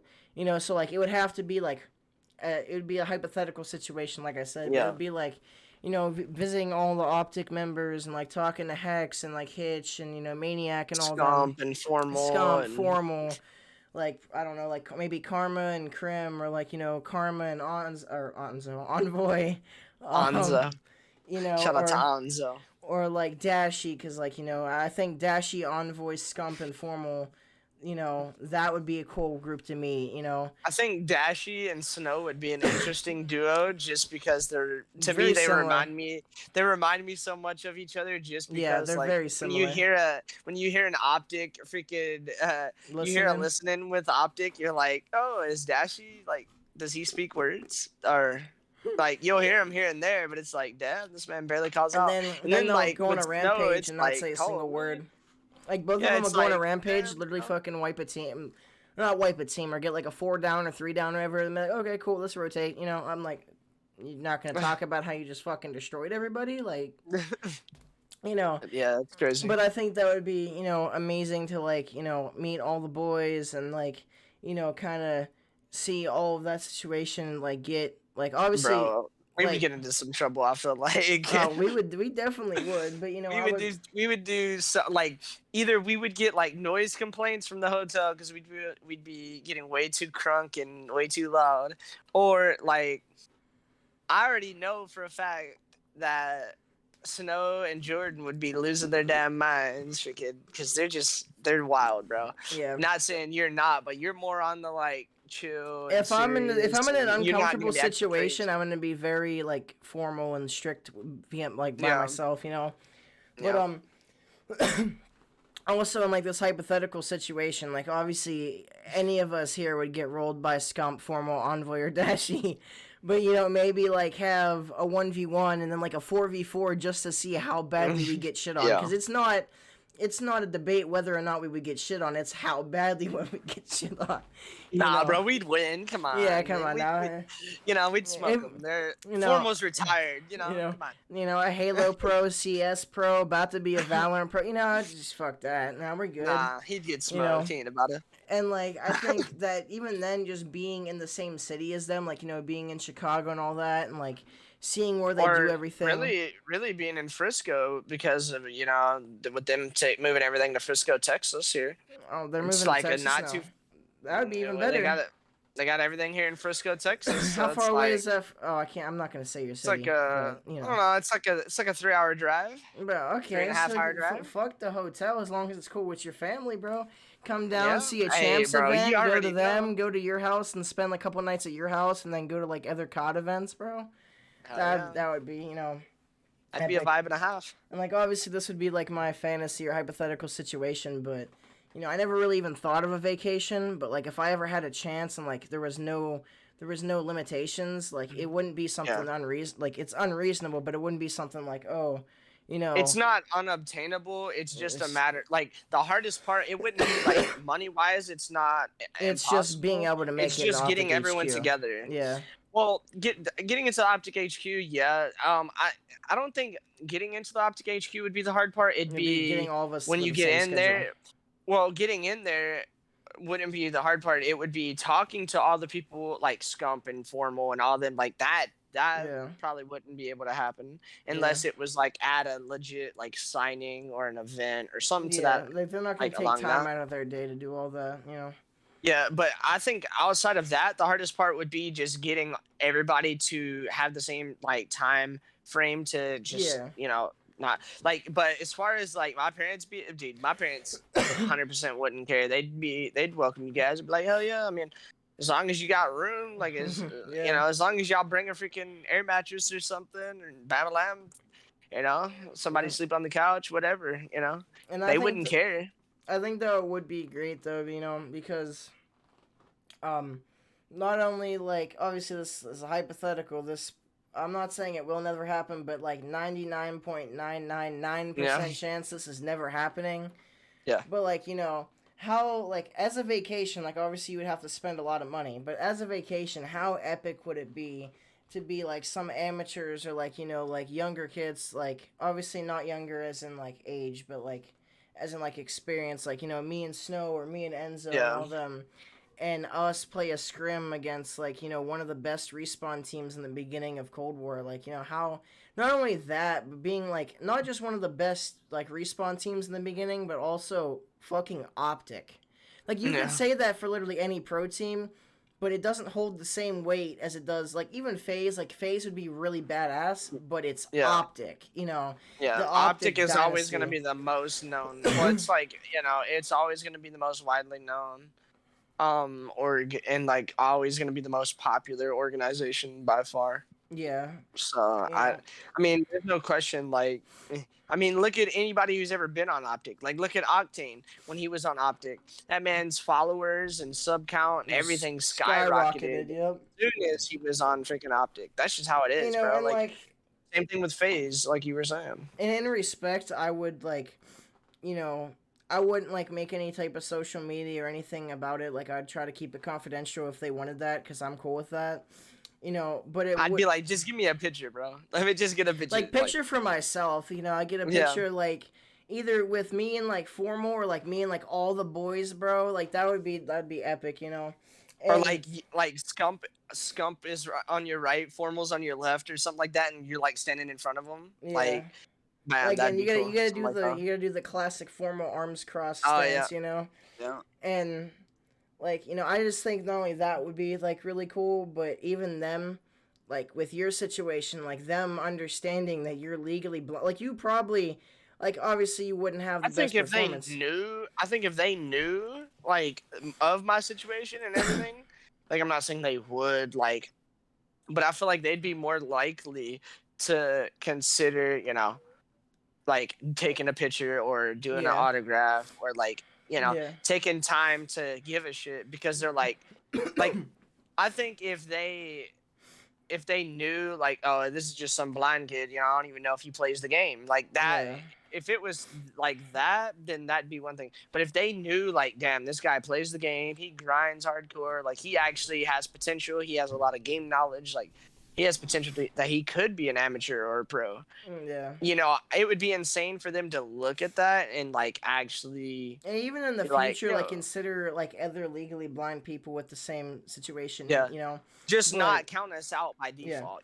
yeah, like at least give you some form of like shot. But like also, once again, in this hypothetical that we could do pretty much everything we want, like we could have like a scrim against them for fun, like a cat, like not a scrim as in like, you know, them go hard as fuck, but like them play casually and then Yeah, we sweat our just dick play the off. game for fun. Yeah. Yeah, and like we try and like although we would all get smacked and probably get like maybe even 10 point or 1 point clubbed in like hard point or something, It'd even still be then one of the most fun it would be one of the matches of yeah COD we'd ever it played. would be one of the most fun moments, as well as the fact that like you would like I can guarantee you would at least kill somebody. And knowing Yeah. yourself as a legally blind person, you murdered Form or you murdered Scump or Envoy or Dashy. Or imagine if you like turned on Scump or something, like, bro. Like, imagine us as a team. Mind you, we that'd be would crazy. let's say we lose all four maps. Like let's just say, or all five, because you would even if it's a 4-0, then Yeah. they can still come back for five. They would have to be a 5-0. Yeah. But like Mhm. let's say we still get 5-0'd, but like we get like for an HP we get like a fucking 4 down, and like we start picking up hill time. We still lose, but we get like a 4 down, or like Yeah, you we see play, dashes and like hints of greatness. yeah, or like we play an S&D, and like I don't We know, win 3 rounds maybe or something. maybe like I'm not gonna pronounce around and say it myself, but maybe I pull out a 1v3 out of my hat, like maybe That'd be crazy. like proving my ice to them, and like obviously this is a hypothetical, and like I wasn't even thinking about this going into it, like I was just thinking about, oh, I just want to see the Optic HQ, but I wanted it to be real quick, but the more and more you think about it, the more and more awesome it would be if it was a reality. But Oh yeah, and 100%. like even That'd be then, wild like we would to think about. we would definitely get smoked, but we would let like more than less at least be able to see where we stand on like the gun skill part or like the movement part. Maybe not as a full team, but like how we stand as a player individually and then also as a team. Like we would definitely get smoked, but like seeing what our possibility can do. Like if we can, like let's Yeah, say we know our potential. yeah, like if we can get 100 points on Optic, which like Yeah. that's a little ambitious, but if that was a thing, we could get 100 points against them, then it's like okay, like although they're not going to be trying their hardest, like they're still good enough to pass, like their passive Yeah. skill is still going to be better than our like trying skill, but at least we can see where we stand, like I think it would just be epic just to visit them and even say hi, and then if it got to that point, be able to play a scrim where we get demolished but have some fun, or like maybe play eights, play eights Yeah. with all four of us, but But yeah, speaking of formal, I want to go ahead and talk about this and ask your opinion on this. Speaking of formal and being retired and all that, obviously he wants to take a break from Call of Duty for at least a year. He wants to take Vanguard off. I don't blame him. I understand, what happened with the last World War II. Once exo suits come back, once like I said, we've had this conversation before, but yeah, but once the jetpacks and stuff, like that's I don't been think rumored he's to come gonna back. hesitate. I think when jetpacks come back, bro, he's not even gonna hesitate, and he's gonna be like, yeah, I want to be here, Yeah.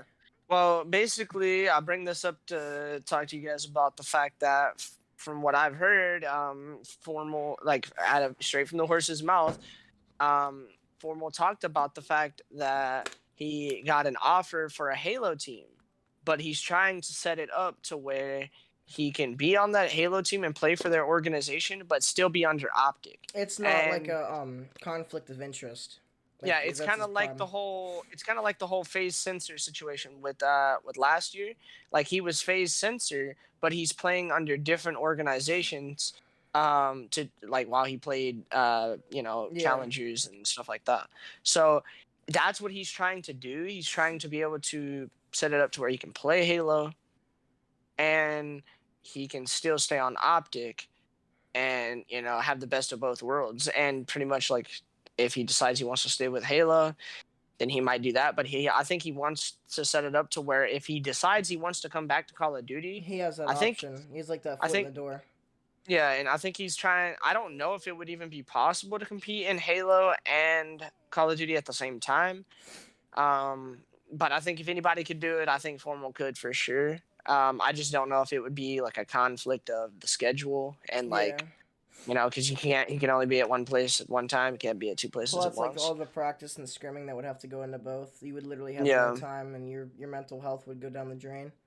Yeah, it's already. I mean, look at all the people that's retiring because they don't want to do it just for one pro, Look at you be know one freaking an esport. an example of this is like I'm gonna be rather short with this, but look at Clay last year. The Yeah, team was doing great. The team came close to winning many majors. They literally got second in multiple majors. And like they played really well. And then Hydra came in. He fucking ran everybody's shit. He was slamming. And dropping then 1.3s on everybody's head, and freaking then dominated for that whole and event. wow, right before champs, like what got your foot in the door to champs, I'm gonna take a break, I'm gonna like I understand in that situation like your mental health goes absolutely down the drain. Yeah, But when you're that close to success, you kind of have to like sacrifice yourself a little bit just so like I think yeah. that if they would have been able to have Clay still and keep the same momentum, I feel like they could have easily, instead of having like Ultra versus Phase, I think it could have definitely been either Ultra versus NYSL or Phase versus NYSL at the last. If they were playing the way they have been before Clay quit, I think that's definitely a possibility. Yeah, I mean, I think um what's interesting about that is I agree with you. I think they like I even could have seen a situation where they stuck together. I think, before I had heard everything that was said like behind the scenes, I was thinking like, bro, why would they split their team up? Like Asim and Hydra's a damn good sub duo, and then you got freaking Clayster and Mac. Like that's Mac is a good flex, he can run both. Like Clayster, your Max a main AR, beast. I was like, that's a damn good squad. Like, y'all should keep it. They're steady getting like, yeah, they came out slamming. They were steady getting worse, but like they could have turned it around. But I like that was always what I was, thinking. Like, yeah, they can fix it. They can It's turn it kind of around. like how Dallas was with But Hook, how they were like kind of like they up in front they were cool, but like behind the scenes they were talking shit to each other and like kind yeah, of hazing. and I was like wondering like why the hell aren't these guys gonna stick? Like I didn't know that behind the scenes these guys were like pointing the finger at each other, like saying this guy did it, no, it's his fault, Like you have to come this together as a team. Like that sounds a lot like and how why our team for the most part didn't succeed. Like I'd still want to try to work on that, but that's why we didn't succeed like last year really.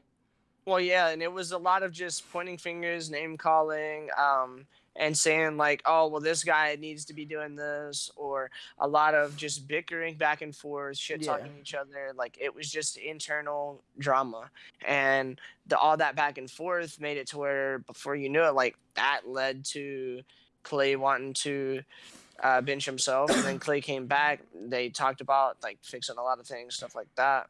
But they finally, in the end, decided it wasn't going to work. They're just not going to stick.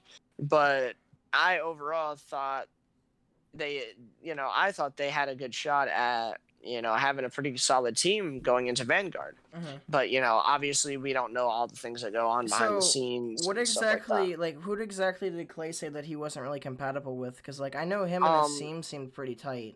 that's Like what I pretty close always together. thought. Like him and Asim seemed like they were like best friends almost, like Scump and Formalhauer. I thought the same thing, but then he said, I guess, you know how Asim would always go on the flank. Yeah, Well, I I guess guess like he when they started were talking having all shit. those troubles and like when all that was going on, like he kind of mentioned the things about like he talked about Clay like one benching himself and like he talked about, their internal affairs and all that, and he kind of like aired out all their dirty laundry, and I don't know if that led to part of them arguing or Mm-hmm. what, but apparently it was almost like Asim was stepping up to that leadership role, Mm-hmm. and it was almost like he was butting heads with Clay because, I mean, to me, it seemed like they were working off each other great. Like they were Yeah. complimenting each other. They were freaking, one person would pick up the slack where the other person was, slacking. That's why NYSL And kind of like succeeded. Like, okay, as you look at like the previous COD, you look at like MW, NYSL kind of like sucked, and then you look at NYSL and Cold War, and I was like, NYSL like completely stepped up their game. Like they were playing really well, and then.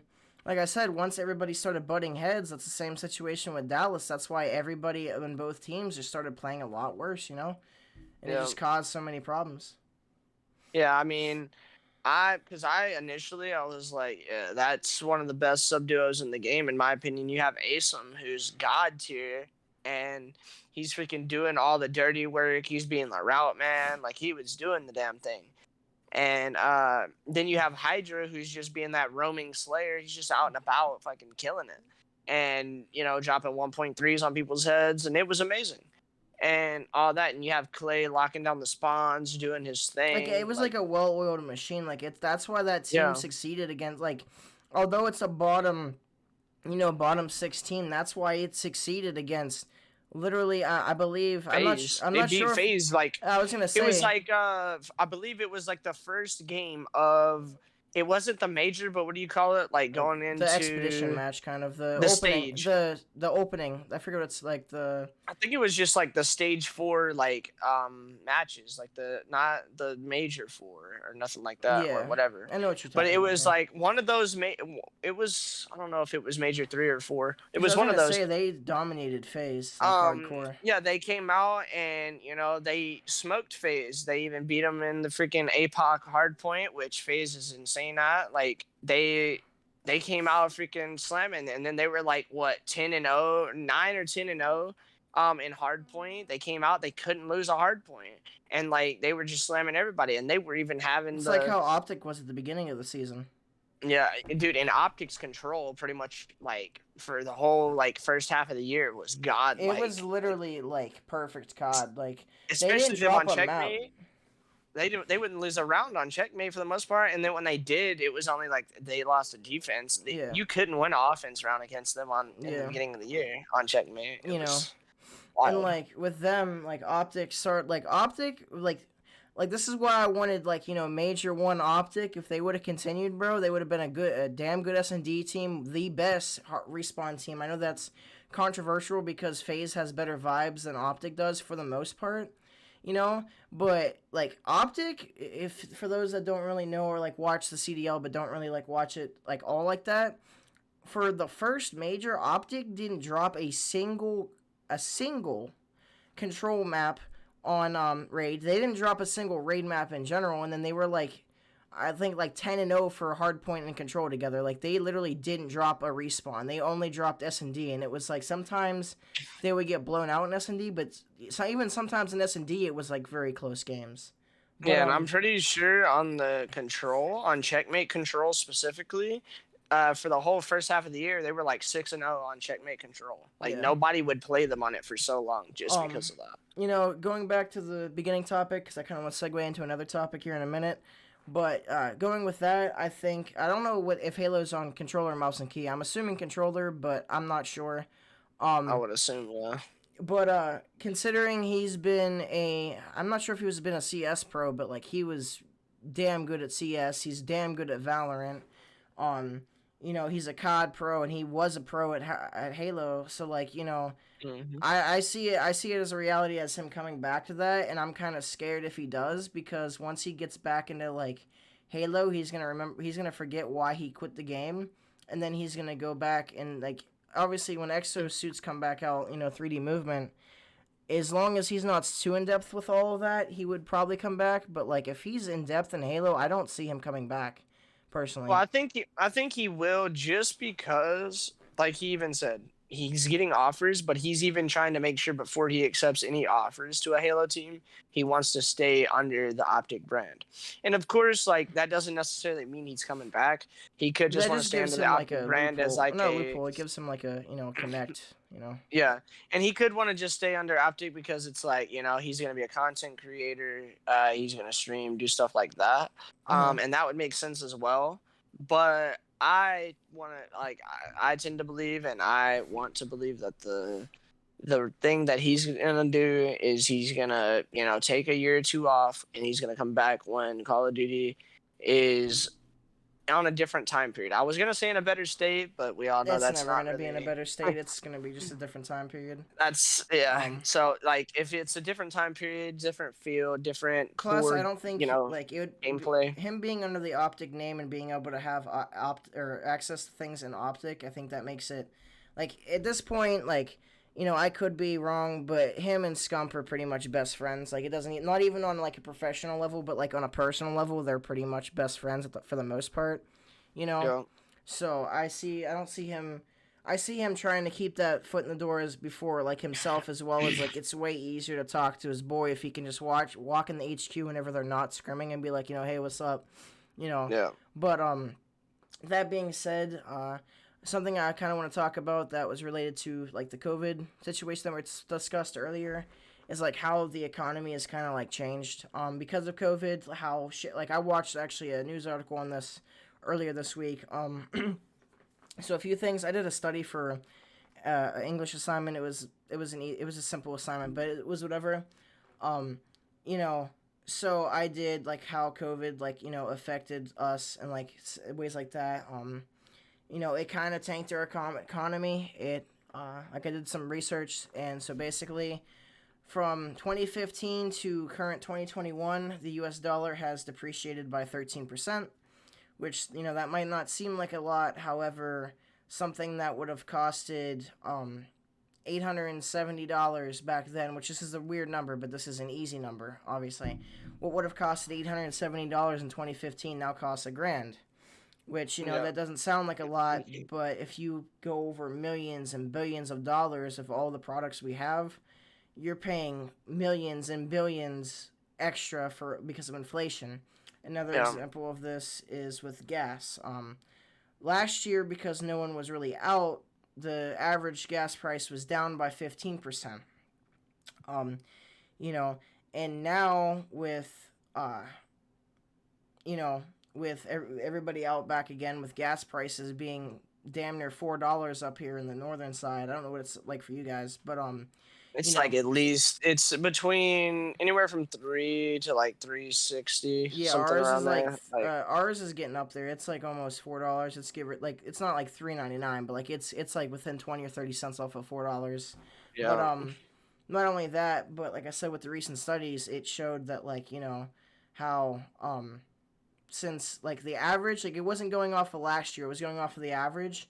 It was 43% higher than the average, and then if you consider last year to this year, that would be a 58% increase of fuel price Wow, since last year. So you're paying, that's crazy. you're paying 1.58% higher than, what you were then, which Yeah. is crazy. It also like changed the way that our flu studies ever changed, like I think that a reason because of it, like my history teacher even brought up this as a idea that like I said how the influenza cases kind of decreased drastically because all these precautions were taken because of COVID, but also Yeah, nowadays you can't be sick. Everything's yeah, COVID. as well as like I'm pretty sure a lot of those flu cases were counted as COVID cases, so that was like not as accurate, but it was also kind of just discussing in general like how COVID like changed like obviously this was the whole paper, but it basically discussed how our ways of life and how our standards have changed. Like now everywhere it's standard to have a mask on you just in case the building makes it mandatory. A lot of places like colleges have to have the vaccine, which I know that's why like you're kind of in a really rock and a hard place kind of Yeah. situation. You know, as well as like oh some places you have to have a vaccination card, or like if you're an anti-vaxxer, this that and the other. and like everywhere it just changed us, but it also was like, Basically, not to cut you no, off, you're but good. basically what you're getting at is basically our whole what normal is Our new, yeah, changed. that's what I'm saying. Like our like Basically, standards have changed differently. to quote what Mama Charms has said, for those of you who don't know, that's my mom. She's gonna whip To your ass, quote, isn't she, for not yeah, wanting to go to probably. college? Yeah, probably she's going to. But she does understand at the end of the day. She hates the situation that it's in, but she realizes like I didn't do it to myself, type of Yeah. deal. Um, but basically, like what she says, um, and she said this multiple times. She's like, "When are we gonna get back to normal?" That And it's like I there's told her, I'm like, this is the new normal. Like wearing a mask, and because she's one of those that she doesn't have asthma or anything, but she has a tough time breathing with that right. mask on. She's Hmm. like suffocating. And Especially if the mask, like depending on what the, because like like the banding, like for yeah, instance the N95 masks, those are really good, but the like the medical masks, if you inhale, like if you get out of like a PE class, or if you're running up and down steps at school, and you're like inhaling via your mouth, like that mask just sucks to your face, and it's basically the same thing that suffocate. It's the same thing that someone does if they throw a trash bag over your face, you know.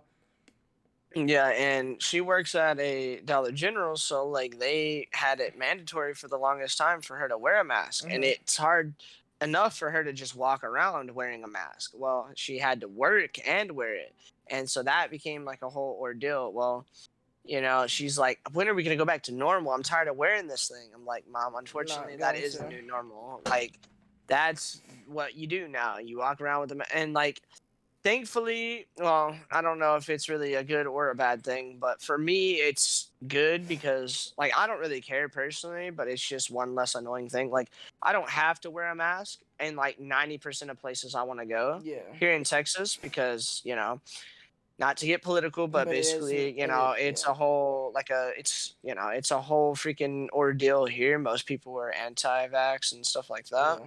So a lot of places don't require it. They don't even say like, some places will say like mask is recommended, but they It's won't like tell you they it's won't make it required. mandatory. You know. Yeah. So, like, and obviously it's been mandatory at different times here. It's not like it's never been mandatory, but like basically they're very lenient and generous about like, oh, it's going away. We'll be Hmm. fine type of Yeah, deal. they're It's very like, nonchalant. yeah. Yeah. Um, So, they've never been as strict when it comes to like large gatherings, all kinds of things. Like, yeah, we've had those, but it's not been as restricted as in a yeah, lot of other like in places. my schools, actually, our governor, like I don't really mind it because I think it's for the better. But since our Yeah, I school remember doesn't, this. yeah, our school doesn't have mandatory vaccines, which I personally, like I said, I'm not an anti-vaxxer, but I don't want it. So I would have to do cyber schooling if that were the case, because I would not like, if that was mandatory to have a vaccine, that's not going to happen. It's Um, in the works right now, unfortunately. yeah. You know, and that being said, like, I don't mind the mask situation, but with in Northerns, like obviously, I'm when it comes to politics, I am neutral. I like both parties for certain opinions and thoughts and all that. But the northern states, this is not really a political thing. This is a fact. It's more the Democratic parties than Republican Yeah. parties. So obviously they're going to be more mask oriented. I'm not saying that, all Republicans are, all Republicans are anti-mask, anti-vaxxers, and all Democrats are Yeah. for vaccines and all that. Like I'm not saying that. I'm just That's saying just the general it's consensus. yeah, it's a trend. It's this trend with everything. It's the consensus of it. But Yeah. you know, up here there's a mandatory mask mandation for schools, which I don't really mind that. That's cool. Like I'm surprisingly considering how bad like the students are in that school where I'm at. They actually follow their mask rules kind of for the like they pretty well, you know. But I don't know what it's like down in Texas, but like I said, here in PA, you Yeah, know, they have it mandatory for like all medical places and yeah, all that makes sense. like school facilities like colleges, Yeah, schools, hospitals, all medical facilities, stuff like that. Um, but then like if you want to go to the bank, they say mask recommended. yeah, it's If you not go to the like grocery yeah, store, there's like or Walmart, they don't make you do that. yeah. Like here at least. Yeah. I guess yeah.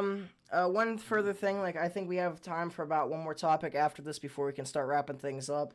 However, with the whole like this is one of the main things that I want to discuss actually about the whole vaccine situation is if you do follow the news. I don't know if you do or not. I follow the news to a certain degree.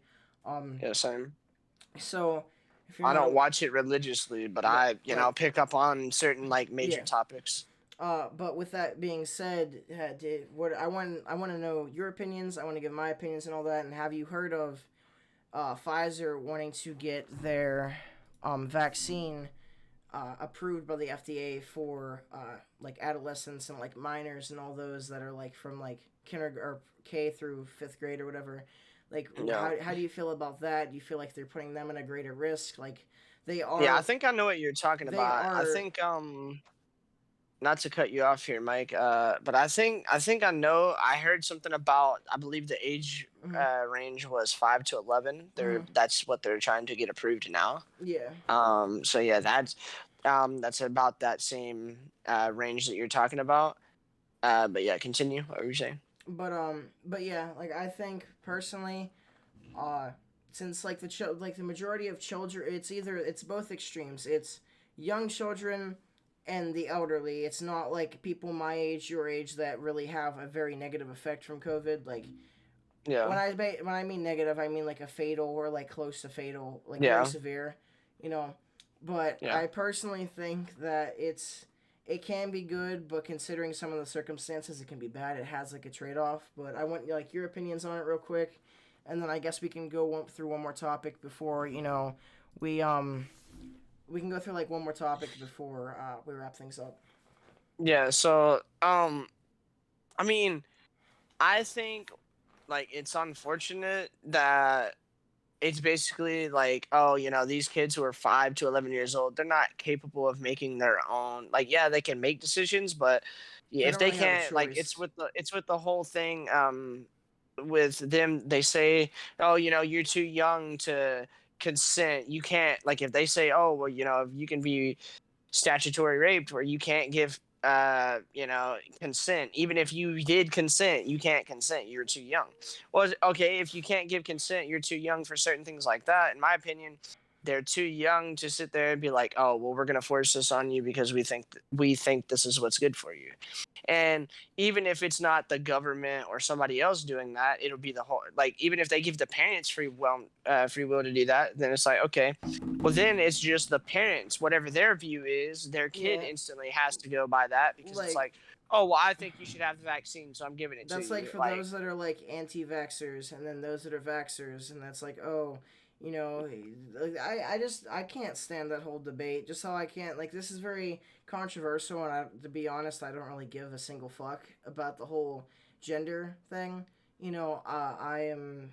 I'm against the whole more than two genders bullshit, and also against like the whole anti-vaxxer versus vaxxer thing. Like at the end of the day, do your own thing. You have your own beliefs, but don't try to force that shit on other people because you're just looking like a dumbass if you do.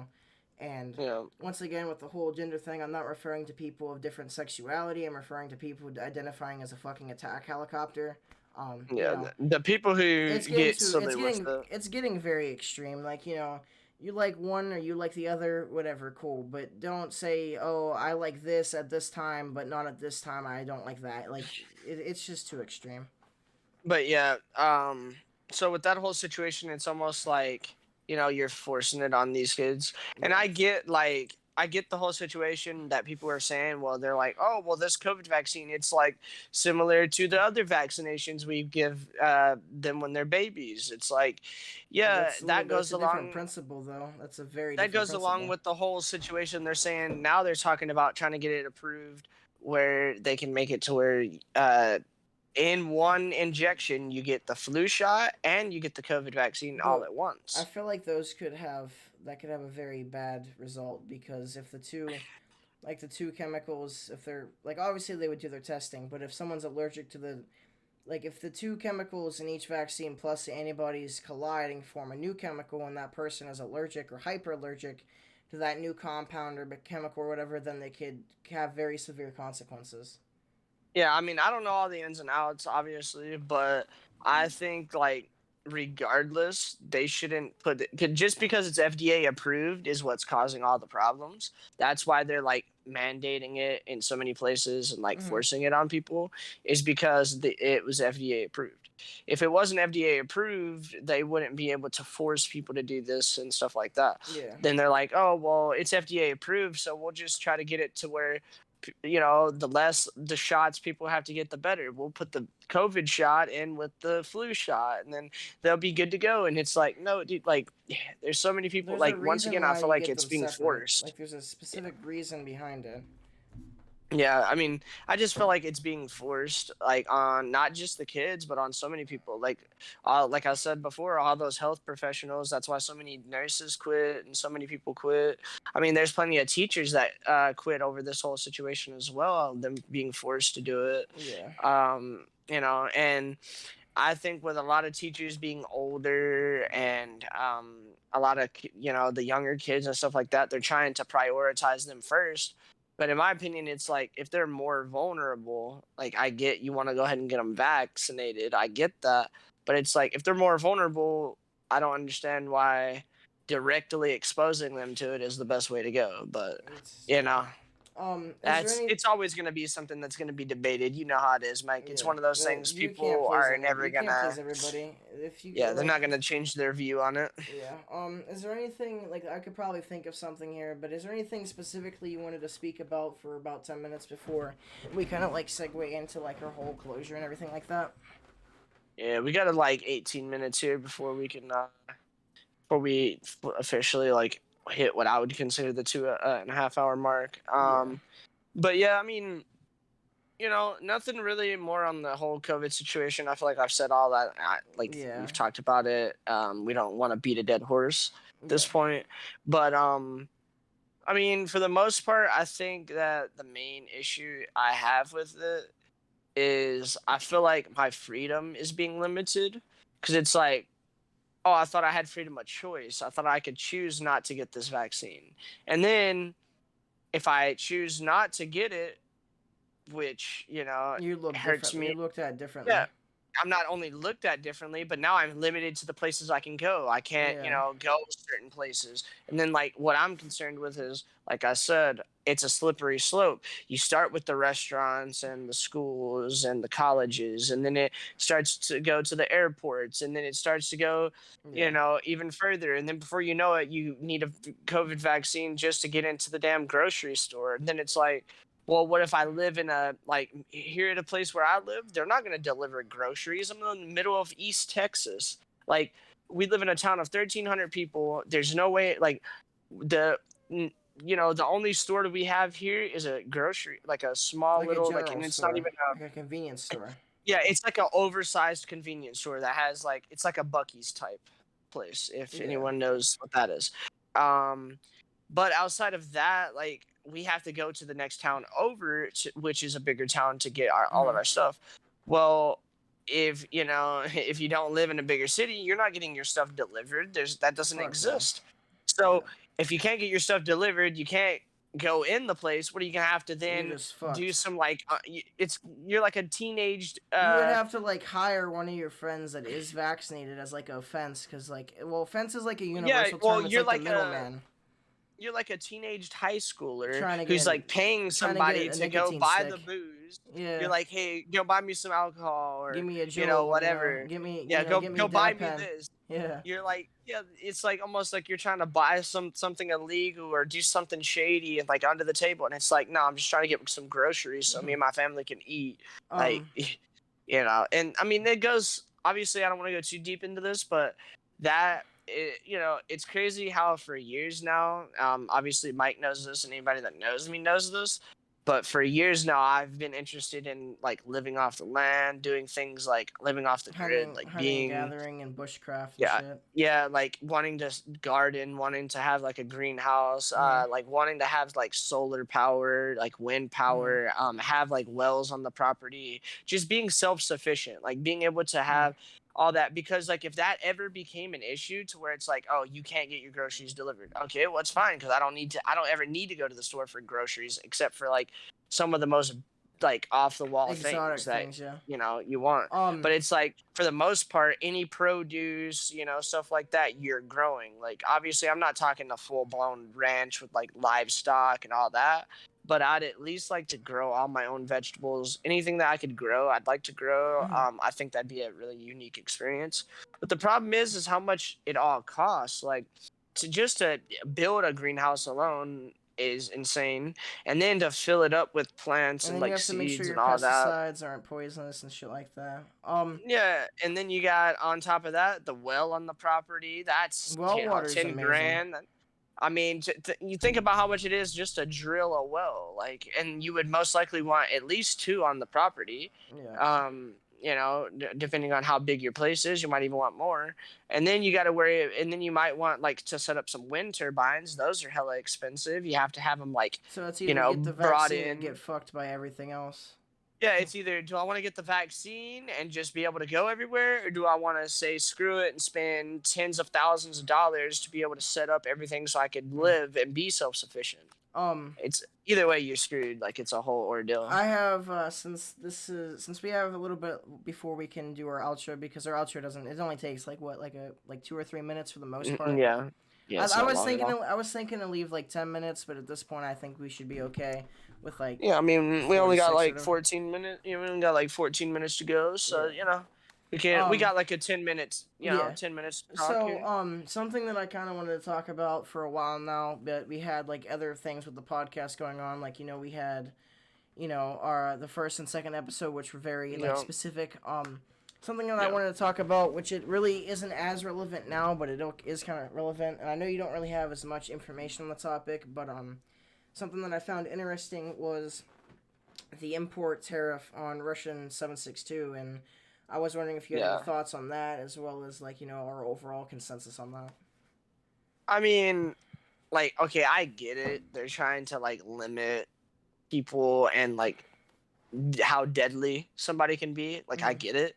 But at the same time, my issue with that is like if somebody has a vendetta, right? Like if Mhm. someone truly just has their mindset, like, hey, I'm They're going gonna out get and on the killing black. They're everybody. gonna get on the black market, or they're gonna They're find gonna other find ways. a way. They're gonna, people think like, oh, they think taking away guns That's or not taking gonna do away shit. limiting that, like, That's gonna that hurt doesn't change civilians, anything. and it's gonna hurt civilians and good gun owners, and then Yeah. those that are doing everything illegally. It's not gonna affect them at all. It's just gonna affect the good people, because the criminals and the civilians, they don't get their shit from gun stores anyways. They get the shit off the black market and like untraceable gun dealers and shit like that. So your only thing you're doing is hurting your own country, your own environment of the good people, and then letting those criminals thrive, because like this kind of enters the whole situation with like dearming or disarming like police and shit.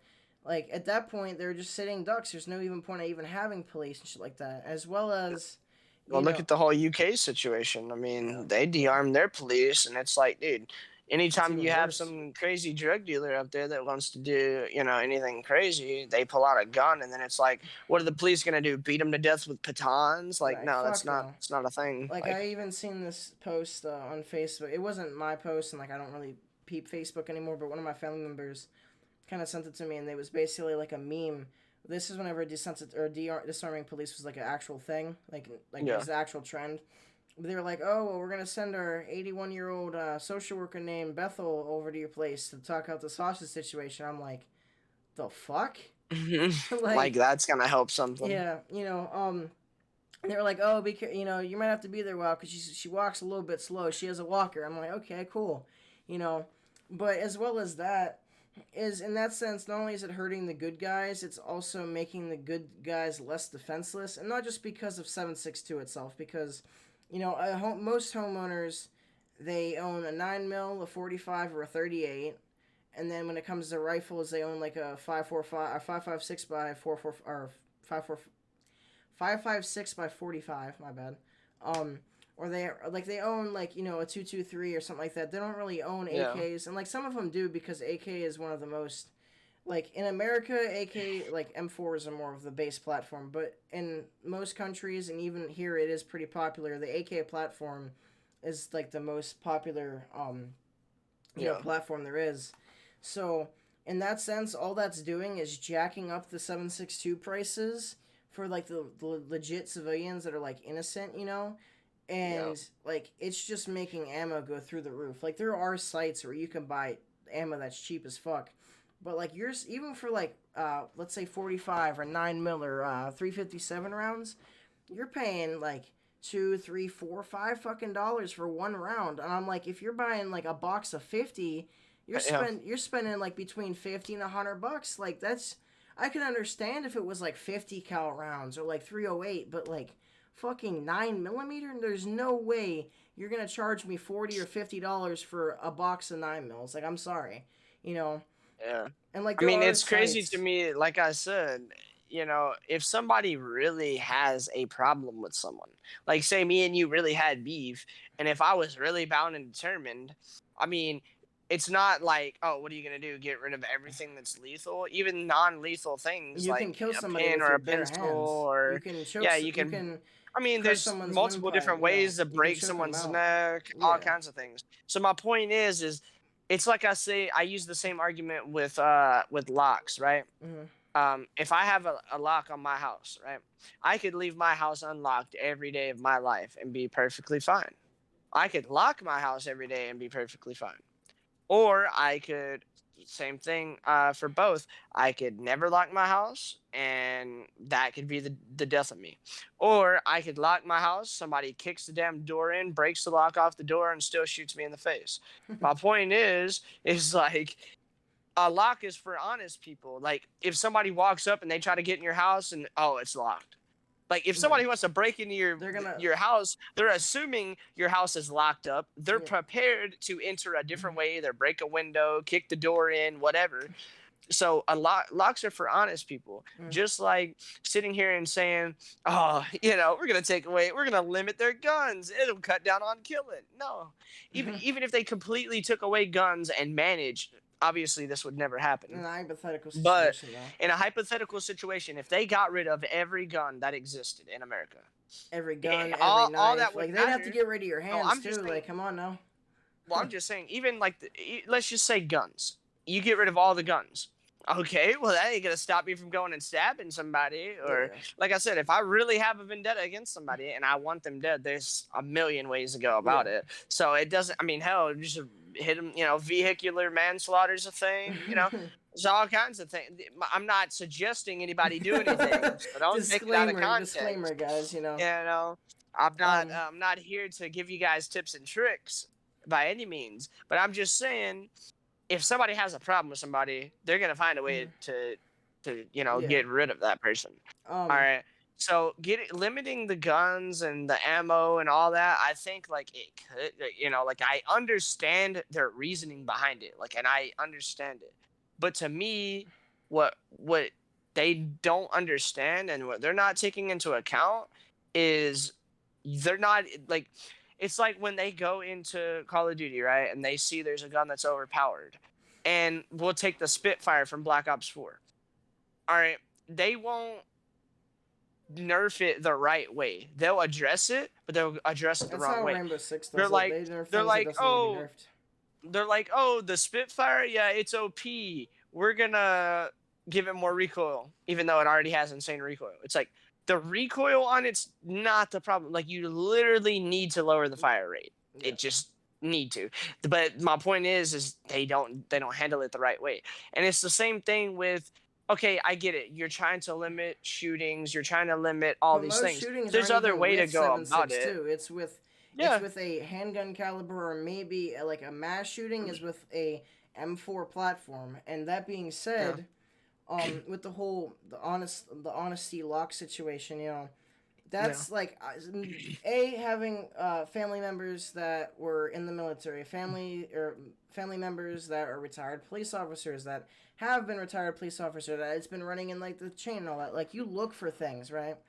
Yeah. And like for instance, every time we moved into a different house, like since last time we moved into our old house and this new house, right? So our old house, we had window, like it was an older house, but had sections of window, like really thin windows, on each side of the door, and I'm like, this is fucking stupid. someone could, like, obviously, like, you can hurt yourself, but if you have like a thick set of leather gloves, you You can can break the break window, that shit, unlock it, get unlock the on in. deadbolt, do all of that. Yep. Now, with our house now, that's something that I also seen. It wasn't the sides of the wall. It was the wooden door. The giant sheet of metal, or not metal, giant sheet of glass. Yeah. Just punch that Inside the shit, door. unlock the doors. Now, Yeah. mind you, like, these are things that I think about, but considering what, like, things that have been changed, I'm not worried about those directly for multiple reasons. Like, the first reason is because of certain circumstances, like with my uncle being mentally challenged. We have key locks for the deadbolt on both sides, so you have to have a key to get out of the fucking house, unless you go through like the garage. That's whatever. Yeah. So that doesn't bother me because they literally have to kick the fucking door down, and if that happens, I have someone over here that as soon as I hear someone, there's one in the pipe. So I don't have to worry about that. However, that being said, that's another thing. You have to worry about that. And, like, I don't worry about it personally because I have someone that can protect me. I know how to operate a firearm myself. That shit doesn't bother me. But you have to think that all of the people, like, let's say if it wasn't just 7.62 that had a tariff, like, it was like 9 mils, like, okay, all the handgun calibers except for like 22, because 22, like, it'll still kill you, but it's more of a joke. Like, it's it's a hobby round. But like Yeah. 357, 38, 9 mil, 45, stuff like that, they put a tariff on that, so you can only have, only like 10 rounds in one box, and it's like $100. Like, that's unreasonable. But still, that hurts us, firearm owners, us hobbyists, as well as, the it also hurts the fact that Yeah, it you're hurts your trying criminals and your school shooters and all it's trying to those. it's like hurting you because you can't defend your family against these people that have a surplus Yeah. of everything because of the fact that it doesn't matter to them because they're above the law in a sense because they can get everything off the black market. So like, Um, with that being said, if you're not one of these people that have super good awareness of like what's happening around you, and you're a gun owner, which you should be if you are a gun owner, but if you're not, it's gonna end up hurting you because someone else is negligent and like I can't think of the word exactly, but irresponsible for a lack of a better term, in that sense. So like. It's not really helping us; it's hurting us and benefiting them. So I feel like it's no. something that you just have to like be really educated on to know. But Yeah, it's like you're limiting the good citizens. It's not affecting anybody who's a criminal it's because the they're gonna go. same. They're not going the traditional route. Like they're not hitting up gun stores stuff like that. Like Yeah, they're gonna be getting all their stuff through the yeah, black market, doing it the wrong yeah. way for And sure. So one last thing because we are about reaching that mark. Last yeah, thing. This being said, guys, complete brain lapse. I guess two things. This not really irrelevant, but I also have a doormat on my front door that says, make sure you, for lack of a better term, make sure you get right with Jesus before you enter this door or break in yeah, this door because we'll tell him you're coming. But with that, it's the same with the whole hurting the citizens and then benefiting the criminals. It's the same thing as taking from the poor and giving to the rich. It's the same principle for the most part. But yeah. without You further made ado, me real quick. You made me think of this, so I have to say it.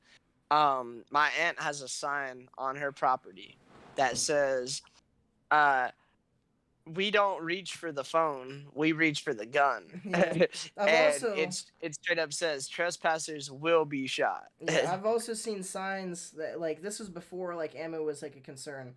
The sign literally says, "Due to recent ammo price changes, we do not fire warning shots."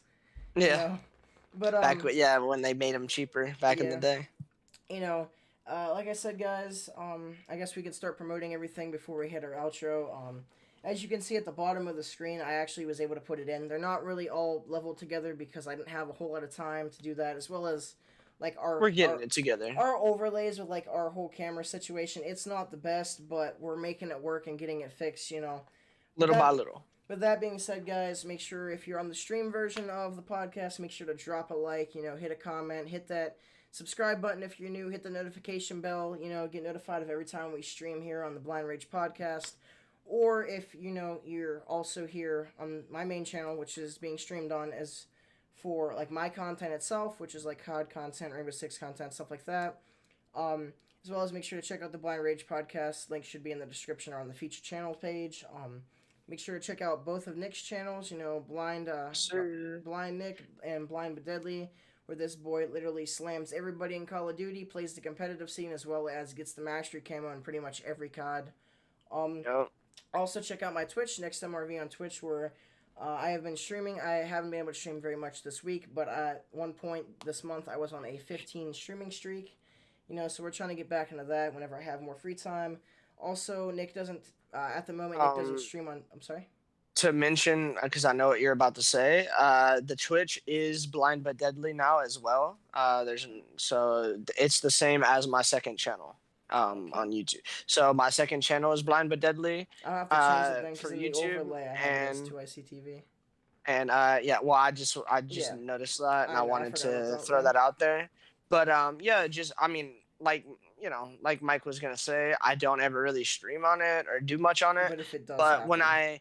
I do plan on getting an Xbox, and obviously you can't stream to YouTube via Xbox unless you have like an Elgato and stuff like that. Mhm. But I'm not doing that whole thing.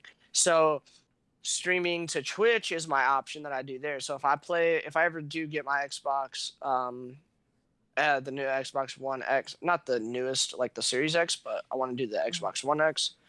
If I can ever get that sorted and everything, then I will like to play like some different games, like try out Grounded, play some Halo, maybe go back and play some of the old school Call of Duty Zombies, stuff like that. So if that's something you're ever interested in, y'all go drop me a follow over there. But yeah, appreciate all the support on all the episodes, episode 3 so far. And yeah, I think we're doing pretty good, Mike. I think we're getting this knocked One out. thing before we finally do the outro, like I said, guys, make sure to follow and subscribe to all the social medias below. We're gonna try to keep you guys posted with the most information possible. If you guys are watching this on the Blind Rage podcast, this will be uploaded between 12 and 5 p.m. there, depending on how rendering times go and all that. As well as if you're on the Blind Rage podcast and you do want to see the podcast live, which I know, some of you people are very interested in doing. It's streamed on my main channel, which is Cryptic Fury. As well as make sure to follow all the social medias below, including my Twitter, which is at Fury Cryptic, Fury_Cryptic, which I pretty much every time I'm going to stream, for the most part, I tweet out when I'm streaming, so you guys can get notified of all that. As well as tell me what you guys think about the whole overlay situation, any topics you guys want us to discuss in the future. As well as in the future, we will have a few guests. Actually, specifically to next Saturday, we will have Nikita, one of our longtime friends, on as well. Dominic Baroni from the chat. I'm sure a lot of you guys know him. Which, like we've said in the beginning, unfortunately, we were unable to have him here today due to him celebrating one of his friends' birthday. However, that does give us more time to think about, questions and situations to discuss with him. And as always, guys, we're gonna leave the outro to Nick because he's not only deadly at COD, he's also deadly at giving one of the best outros there are. So yeah, boys, you guys know the vibes. We are here freaking every single Saturday on stream. We're gonna be here every Sunday if you're watching this on the Blind Rage podcast. And we just appreciate all the support, and we can't thank you guys enough. You guys be sure to keep telling your friends, keep sharing it, letting everybody know. And yeah, boys, let me take one last drink of Dr. Pepper for the good vibes. And yeah, guys, we're gonna go ahead and catch you on the next one. As always, God bless and peace out.